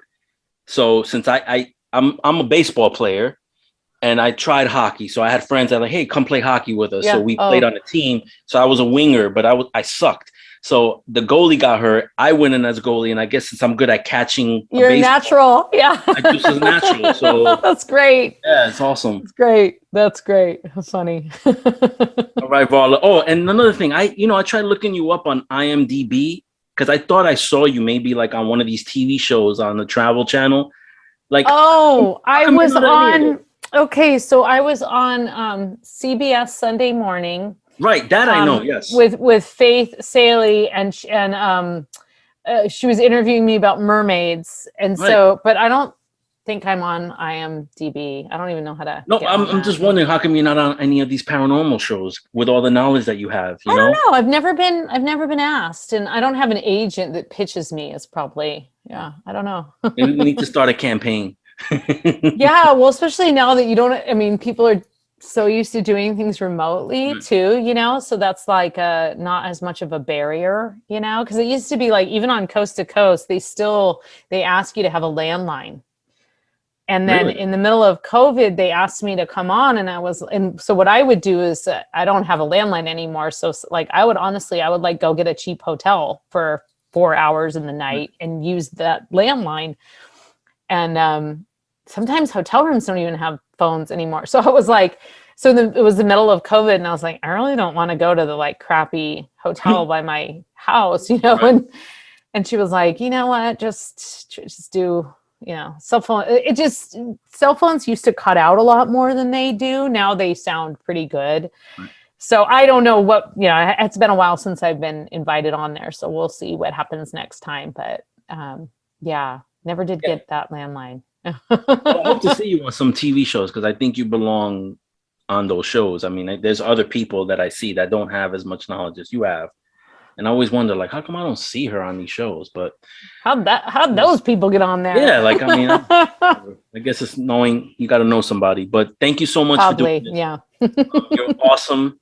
And I hope to do this again. Absolutely. It's my pleasure. We can do something maybe in like October or something like that around the Halloween. Yeah. That'd be awesome. Yeah.